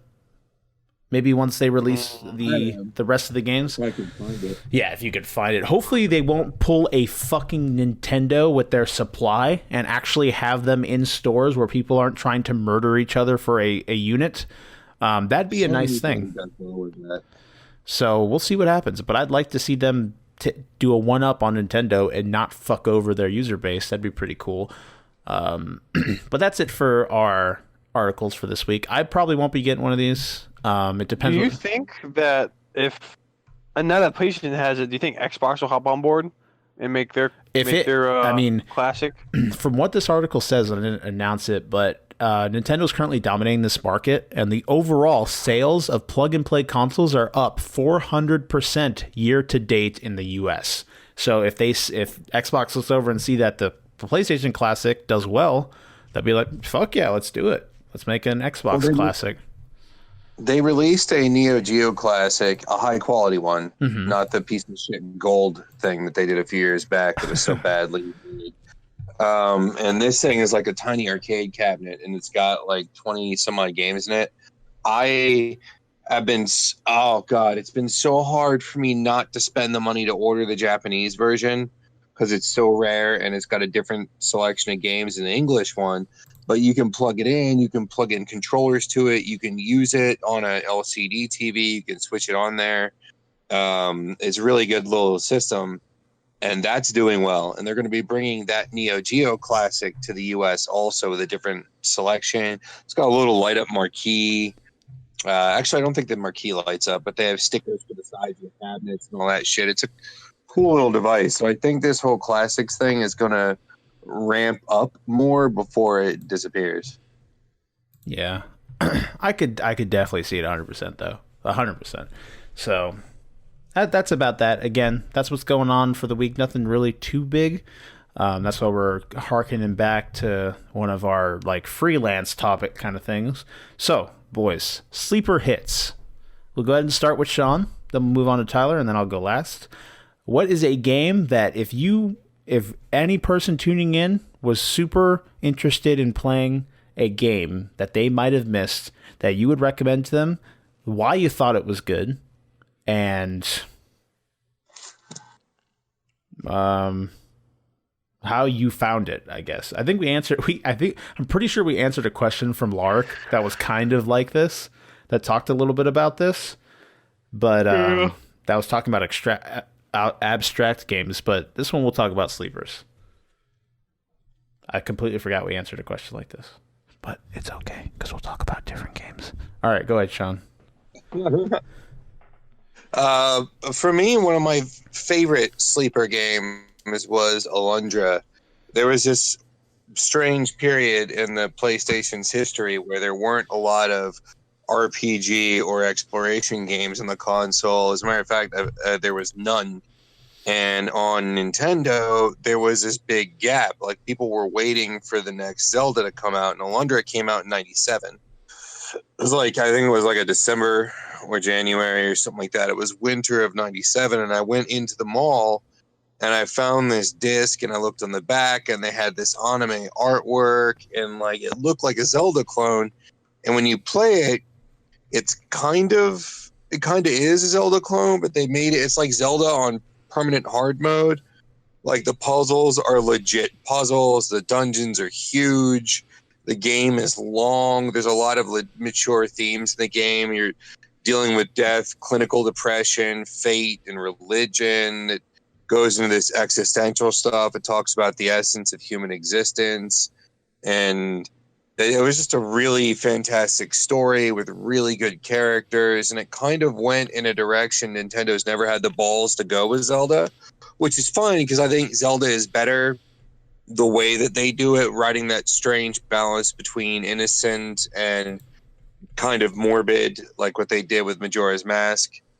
But there was nothing like that on Sony, and so if you bought a PlayStation, if you got sick of where Nintendo was at the time, you didn't have a lot of fun games like that to play. So when Alundra came out, it was a godsend, but there was no media, like none, to advertise the thing. So nobody knew it existed. The only way this game stole was by word of mouth. And I tried to tell as many people as I could, but I mean, how many people do you think I knew in 97? So yeah. It was a really good game. I really enjoyed it. I would like to see them continue the series. They made one sequel after that, but it had just smooth game mechanics. The platforming was on point. There was a lot of cool puzzles. I really enjoyed it. And I'd like to see more games, put that kind of effort in, because there was a real good attention to detail. So it was financially successful enough.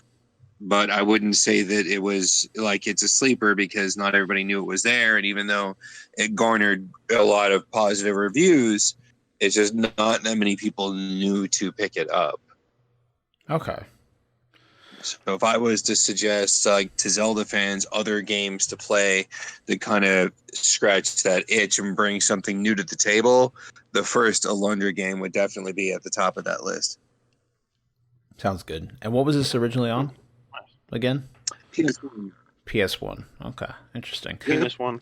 Penis one. Yes, indeed. PS1, yes. Yes.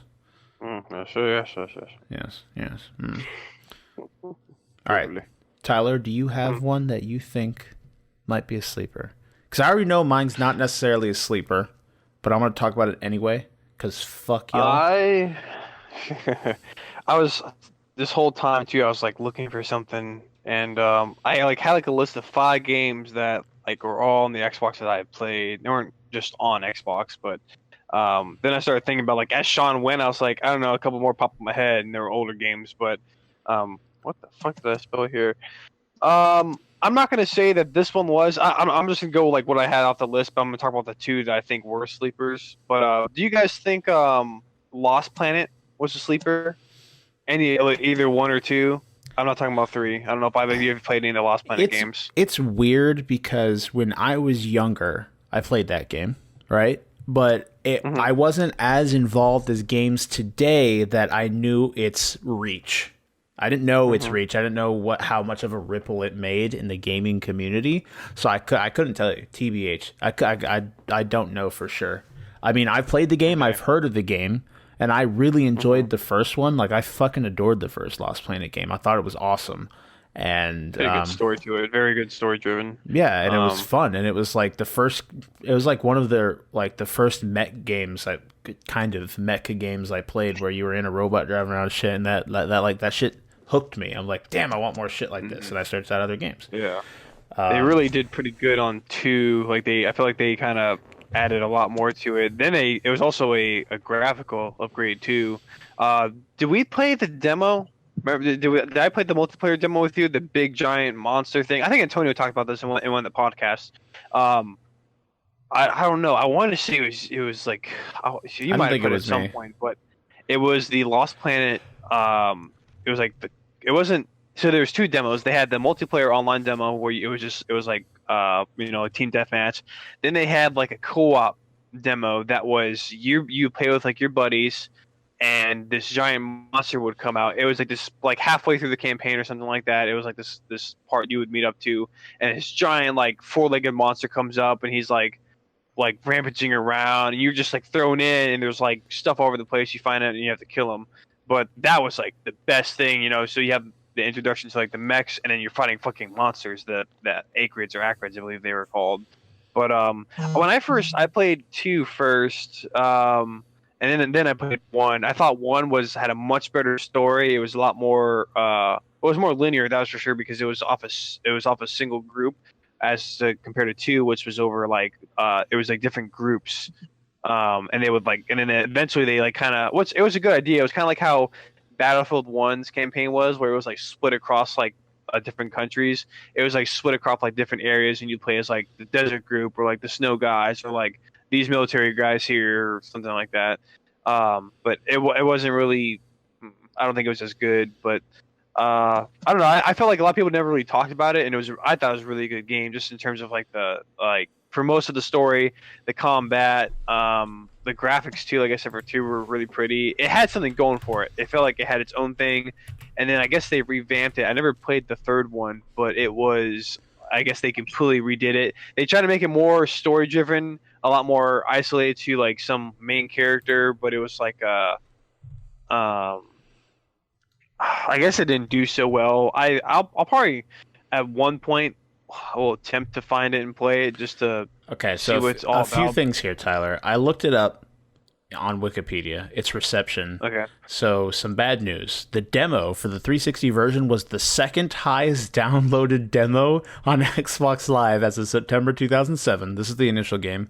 The game was the 10th most played game on the online service in 2007. And the 360 version was a bestseller in North America and the UK, and was the highest selling Xbox 360 game in the United States in January 2007. I'm glad that wasn't my sleeper cell then. Okay, no, but I've never heard. Okay, so kind of like how you said when you started playing games, it was like you couldn't know. Yeah, you were just starting to play. It was like whatever. So that was kind of actually when I first started playing, back in 10. It was like 08, 09, and I didn't play Lost Planet until probably, I don't know, my sophomore year of high school. So I don't know. All right, so well, fuck that. Lost Planet's a good game, guys. If you have a chance to play it, go play it. Apparently, it's like the top 10. All right, so I have 2 older games in. So okay, that was strike 1.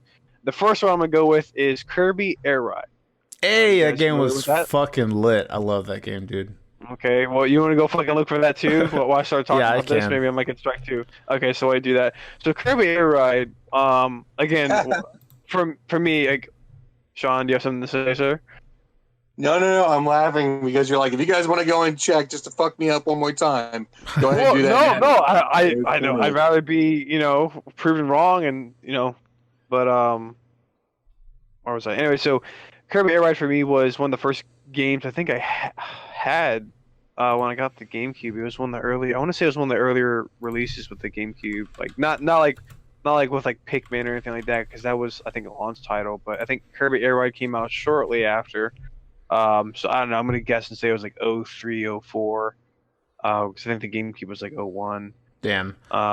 Kirby Air Ride sold 750,000 units in the United States, which is pretty good for the time that it came out. It's that's more than fucking Lost Planet, dude. Star Fox Adventures. Not a sleeper. Nah, Star Fox Adventures is not a sleeper either. You talking about the one with the dinosaurs? Yeah, the one with that hot purple lady. Well, Yeah, Crystal. run with that one. That one's a better sleeper than your other ones. No, fuck all that. Fuck it all. I actually Fuck. like Star Fox Adventures. Oh, you sure you heard about it? Okay, I guess it's not a fucking sleeper. I guess if Shawn knows about it, it's not a sleeper, motherfucker. I'm looking at reception right now. I don't now. know. I can't think of anything that like I probably played that was a sleeper that like I probably enjoyed and think it should have had more. I guess I just played good games. I don't know. It sold 800,000 copies in the U.S. Oof. By July 2006. All right, Kyle, you go, and I'm gonna see if I can think of one. Go ahead, buddy.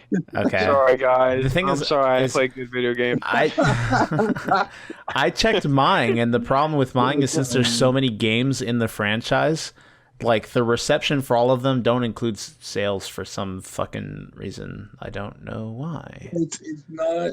It's more a sleeper is more about how much noise is made. Like when the movie Clueless came out, almost nobody talked about it. Nobody remembered it initially, but a lot of people went to see it, and the fervor grew and grew and grew, and now it's like this iconic '90s movie that everyone has seen at least once. But when it first came out, there wasn't a lot of advertisements. There wasn't a lot of bit loud press about it, but anytime somebody did watch it or talk about it, it was always positive, and that made it a sleeper. It was successful, but kind of on the DL, and that's what the video games work the same way.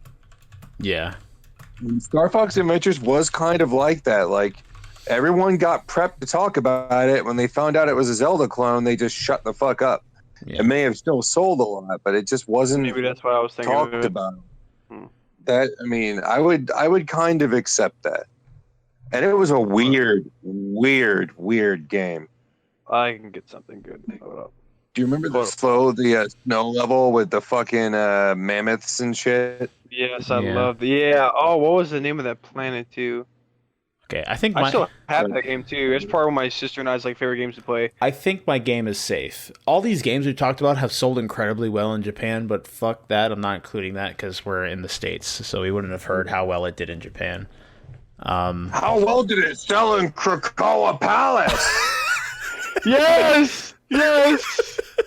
I loved it in the main area when the first area you land in, and there's that fucking like that raptor witch bitch or whatever that like she's at the store there and she's like that's 15 scarabs. No, you don't have enough. Go away.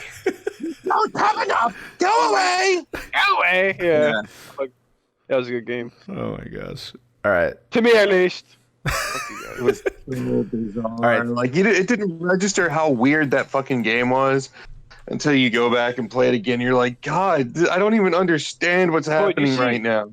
That was my introduction to Star Fox, believe it or not. I might have played like the 64 version for like 5 minutes somewhere, but that was the first game. I had owned it and I played it through its entirety. So that was my introduction. So that's how I knew Star Fox. I remember playing. And then I played Star Fox Assault. I remember playing the. I think wasn't Assault the one that had the multiplayer and you could do split screen. Yeah. I played. Yep. I played the shit out of that. Didn't you also try and save dinosaurs in that game, or was that Adventures? That's Adventure. Star Fox Adventures. That game was fucking stupid. That was the one I mentioned that I guess everyone fucking likes. So. Actually, nobody likes Star Fox Adventures. No one likes it, but it still made a ripple. Like a sleeper doesn't have to be liked or disliked. It just has to be something that no one really talked about on initial release. Sleepers are liked. Sleepers are well liked. They just didn't get a lot of press. I mean, but a sleeper cannot be liked at the time and liked later. Oh, yeah. Yeah. As long as it, at some point in time, has achieved the appropriate amount of fame. Yeah. Okay. I feel like I can really think of a good game here, boy. I just fucking can't, guys. Google early Xbox games or some shit, Tyler. Like, I'm sure you'll find something. GameCube. All right. I'll talk about mine then while he looks for one. I looked up the reception, and this series sold well in Japan. But in the States, they really didn't have much in reference to sales. But from what I gauged, it was like close to like 200,000 to 300,000, which is okay. Or wait, Yeah, 2 to 300,000, something like that. I don't know if it was 2 to 300,000 or 20 to 30,000, but whatever. Every person I've talked to about this game, when I recommend it to someone, they're like, "What's that?" And I'm like, "I shall explain." This is the Mega Man. Now, let me finish. Mega Man Battle Network franchise. So these were games that were on the Game Boy Advance, and they eventually went to DS as well for early DS. And they were kind of card-based, turn-based as well, kind of. It was like the turn-based where you move around and do stuff, and then after a certain amount of time, everything pauses, and you're brought to a point where you have to make a decision to do something. So the way it works, the setting is Mega Man, instead of being a robot in the future, it's also still in the future, but he's a program. He's designed by a child named Lan. Every kid is able to design a program. I never really remembered why Lan had a cooler program than everyone else. At least all the normal kids. All the main characters had a badass looking program, while the rest of everybody had it was like a dildo with legs kind of thing, for some reason. But Lan had Mega Man.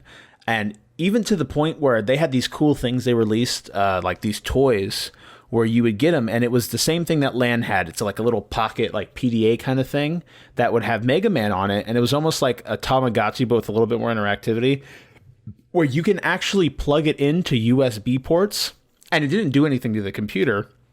All it did was realize that it was plugged into a USB port, and what it would do is it would fake that you were fighting viruses on whatever the hell you plugged it into. Because that's the whole point of the game. You fight viruses, and you kill viruses, you level.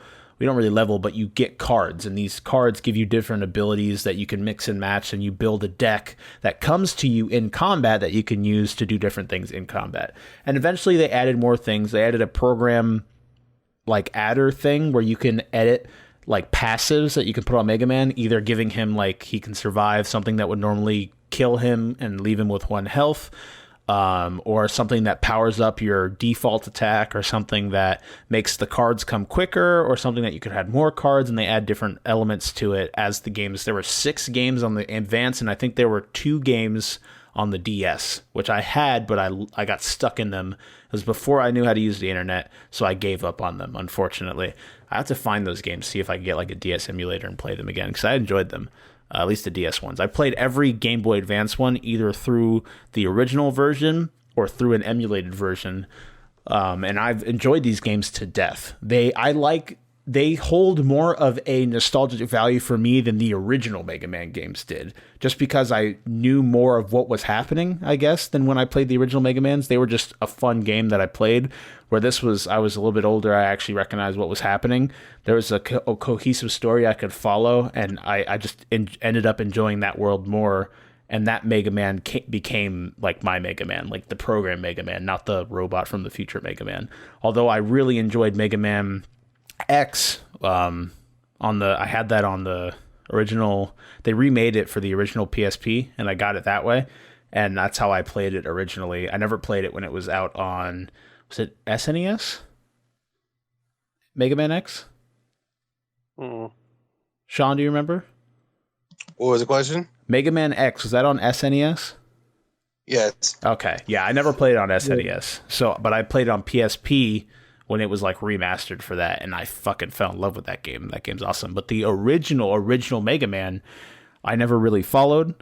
I was too young to really understand what was going on. So when I got into Battle Network when I was growing up, this became my Mega Man. Every time I talked to someone about it, it's like, what's Battle Network? I played the original Mega Man. I played X. Have you ever played X? X is a fantastic game. I'm like, yeah.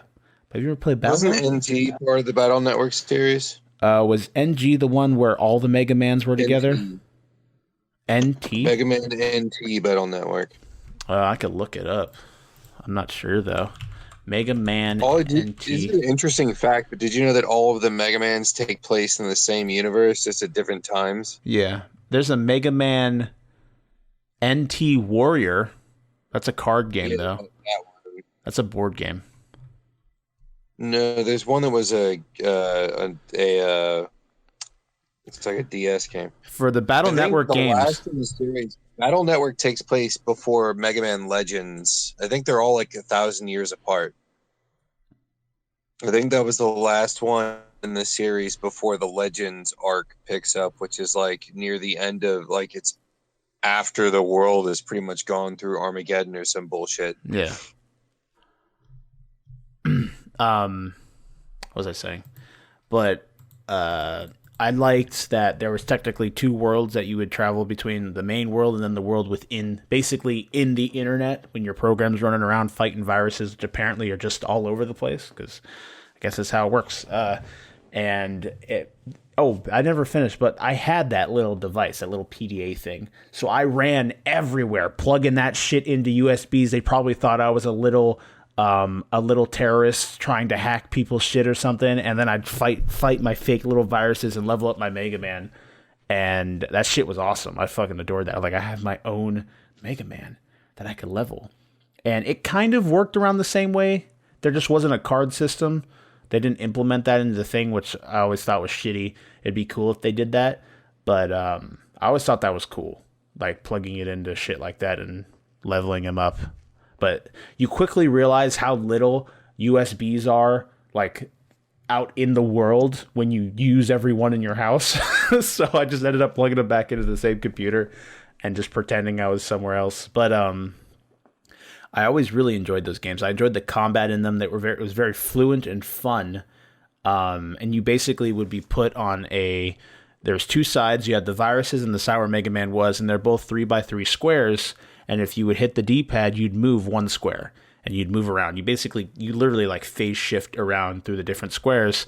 All enemies had their own attacks. They were all weak to things. They implemented eventually in like the third game, I think, or the second game, they implemented a counter system. So if you timed your attacks properly, you would do double the damage. Mega Man would go into a focus phase where he would move faster. Your cards would come back quicker, and every subsequential card that you fired off would be double damage.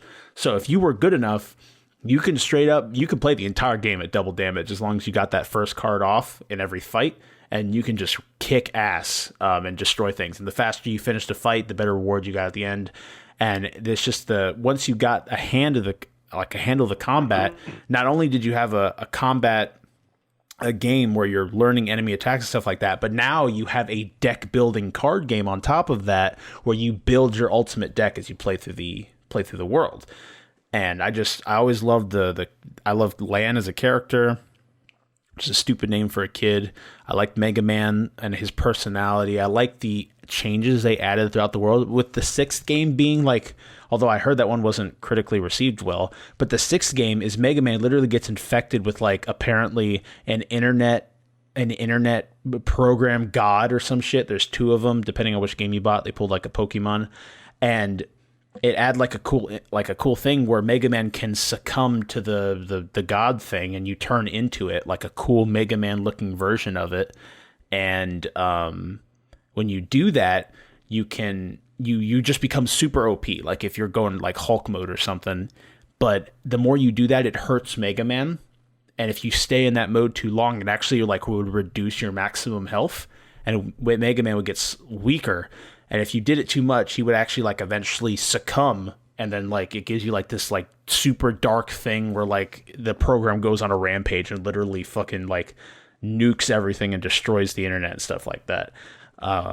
With all of this, you need heavy disbelief for this, but it was the future, so it was okay that nothing made sense when it came to like networking and shit like that. But it's just like I just really enjoyed the games, and I enjoyed the gameplay. I enjoyed pretty much every new expansion or new game, and the stories that they added, they all felt unique in their own way without changing too much of the original gameplay elements. While, again, we always say to not completely redo, but evolve, and they always evolve the gameplay. They would add a new feature here, again, with the programs that gave Mega Man passives. In the sixth one, I think they added in the fifth one, actually, you can combine Mega Man with elements, and it would change his armor. So, like, instead of just being blue, if you imbue him with fire, it gives him different attacks. And then he'd had like cool fire armor, and that would go for a bunch of different elements. So you were always trying to mix and match and find like cool armor combinations combined to what changes to the gameplay that you can get from him being in his different forms. And they were also like cards, so you could kind of mix and match and again make that ultimate deck. And it's just something about that gameplay loop was addictive to me as a kid. And even today, I've just very recently, within the last few months, I played through maybe halfway through the fourth game again, which is like one of my favorites. The initial one was good, but I like the sixth one because it has all of the things they added in the game, like all of the elements that evolve the gameplay are all present in the sixth one. So I think you have the most variety to the gameplay, where the first one, it was just the card system of Mega Man moving around. And then they added more and more as you went on. But again, I liked the puzzles. I liked the world design and everything about it. And just like, even as a kid, where every time Land would plug in Mega Man to send him onto the internet or whatever, he'd say, "Jack in, execute." And then I was going around as a dumbass little kid with my little plastic Mega Man screaming, "Jack in, execute," and plugging them into USBs. I was a fucking little dork. But How old were you? let me see. When I'm trying to picture how old a kid would be to be yelling this stuff while he's playing with his toy. I need I'm to Young enough thinking, where I like, beat his six, ass up for his seven. fucking lunch money. let me see. Yeah. Yeah, you execute. You punch him. I'll tell it, Mom. The first one Yeah. came out in 2001, but I didn't play the first one right off the bat. I had to say at least like 8 or 9, maybe 10. So Yelling. Yeah, I could see you yelling stuff at 8 or 9 yeah, or 20. yeah, dude. I yell stuff now, dude. Hey, watch when Deku goes ham in a fight, dude. I'll be sitting there screaming like a bitch for that little boy to. Sticking his thumb in your ass, Yeah. yelling, "Jack in, execute."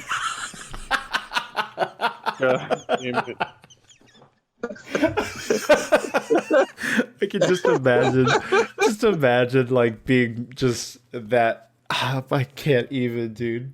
Like your eyes are, Giant fucking- your drooling Light up eyes dildo. facing each way, thumb up the ass. Jack in, execute.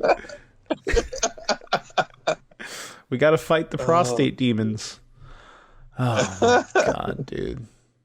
Fuck, dude. I want to play these games now that I've talked about them. But yeah, I think that was that. Yeah. That was my, again, even from when I was a kid and I tried to talk to people about it, no one knew about it. And even today, I've talked to some people about it that have expressed interest in Mega Man, and they just don't know what this franchise is. It makes sense because they were directly just straight mobile. They're just straight portable consoles. They never really had one that released on a home console, which kind of always made me sad. I always wanted something like that. But I think even like, people knew more about Mega Man Legends than people knew about Battle Network. And I don't know how well Legends was received or how much of a ripple that made, but I always thought that was kind of like the weird Mega Man cousin that people didn't talk about, even though I loved that game. I thought it was awesome. But yeah. Legends was not universally loved. I can say that much. Okay. But yeah, I'll talk to people and they'll know what Legends is. Maybe because there's like a vitriol for it, but Well, it's not hate. It's the only 3D Mega Man. That's why it's. There was this one, like it was a platforming 2D game, but it expressed the same card system that had in the Battle Network. I think it came out on GameCube, and I think it was called Battle Card something. It wasn't Battle Network, but it was like Mega Man Battle Card something. Let me see. Mega Man Maybe that's the one. Battle It had Card. one based RPG with Zero at the center of it that was an X game. I don't know. I remember it had to be on GameCube because the graphics were decent. They weren't like pixel. Mega Man GameCube game. Let's just try that. It had to be on the GameCube. Command Mission, Battle and Chase, and the Power Battle. That's not it. It's not Command Mission. That's the RPG. Fuck. Spin-off, re-releases, mobile phone games. Holy shit. No, come on, dude. Here it is. Network Transmission. That's what it was called. I could get this game for $15 used. I have a GameCube, dude. Yes, Mega Man Network Transmission. That's what the game was called. Yeah, it had the same idea. It was LAN and Mega Man. That's the NT one. That's what I was remembering. Oh, okay. That makes sense. Network transmission. That's the one that, again, it had kind of the card thing. It kind of followed, again, it was like the same thing where it happened in the same world. So it was during one big event, which was like this like terrorist organization called WWW. I know, right? So well written. But they were attacking and trying to destroy the internet and stuff like that, as they do. And you had to stop them. And I always thought Mega Man looked cool in these games with his cool logo. And they had the same logo, one on his headband. Dude, I even see the PDA in Lan's hand. Dude, I had that fucking thing. Jack in, execute. All right. So that was that. You guys got anything else to add before we call this an episode? No, dude. I just want to hear you say Jack in, execute like once a day. Thumb up my ass. God damn it. All right. Buy you a light up dildo that every time you turn it on, it yells "Jack in, execute." Yeah, dude. That'll be that'll be the first thing on our merch store. Jack in, execute. All right. So, before we call it an episode, you guys know what time it is. Let me hear it. Let me give you guys some direction. Tyler, you first. Sorry, I play good video games. It's okay. I'll see you on two episodes. We forgive you. Shawn? You don't have enough scarabs. Get out. Get out! Coca-Cola's our palace! God, every dinosaur in that fucking game talked with the derpiest of voices. Oh, yeah. Especially Shawn? the bad guys. The sharp claw. Hit me with Hugs it. and kisses on all your pig parts. Thank you. What the fuck? Oh my god. Tongue action there. I apologize for that. Everyone, Alright, that you was... fuckers, I'll see you in 2 episodes. Alright. And before we go, I shall leave you all with a thought. A perfect pick-me-up for the end of the episode. If we had the same mortality rate now as in 1900, more than half of the people in the world today would be dead.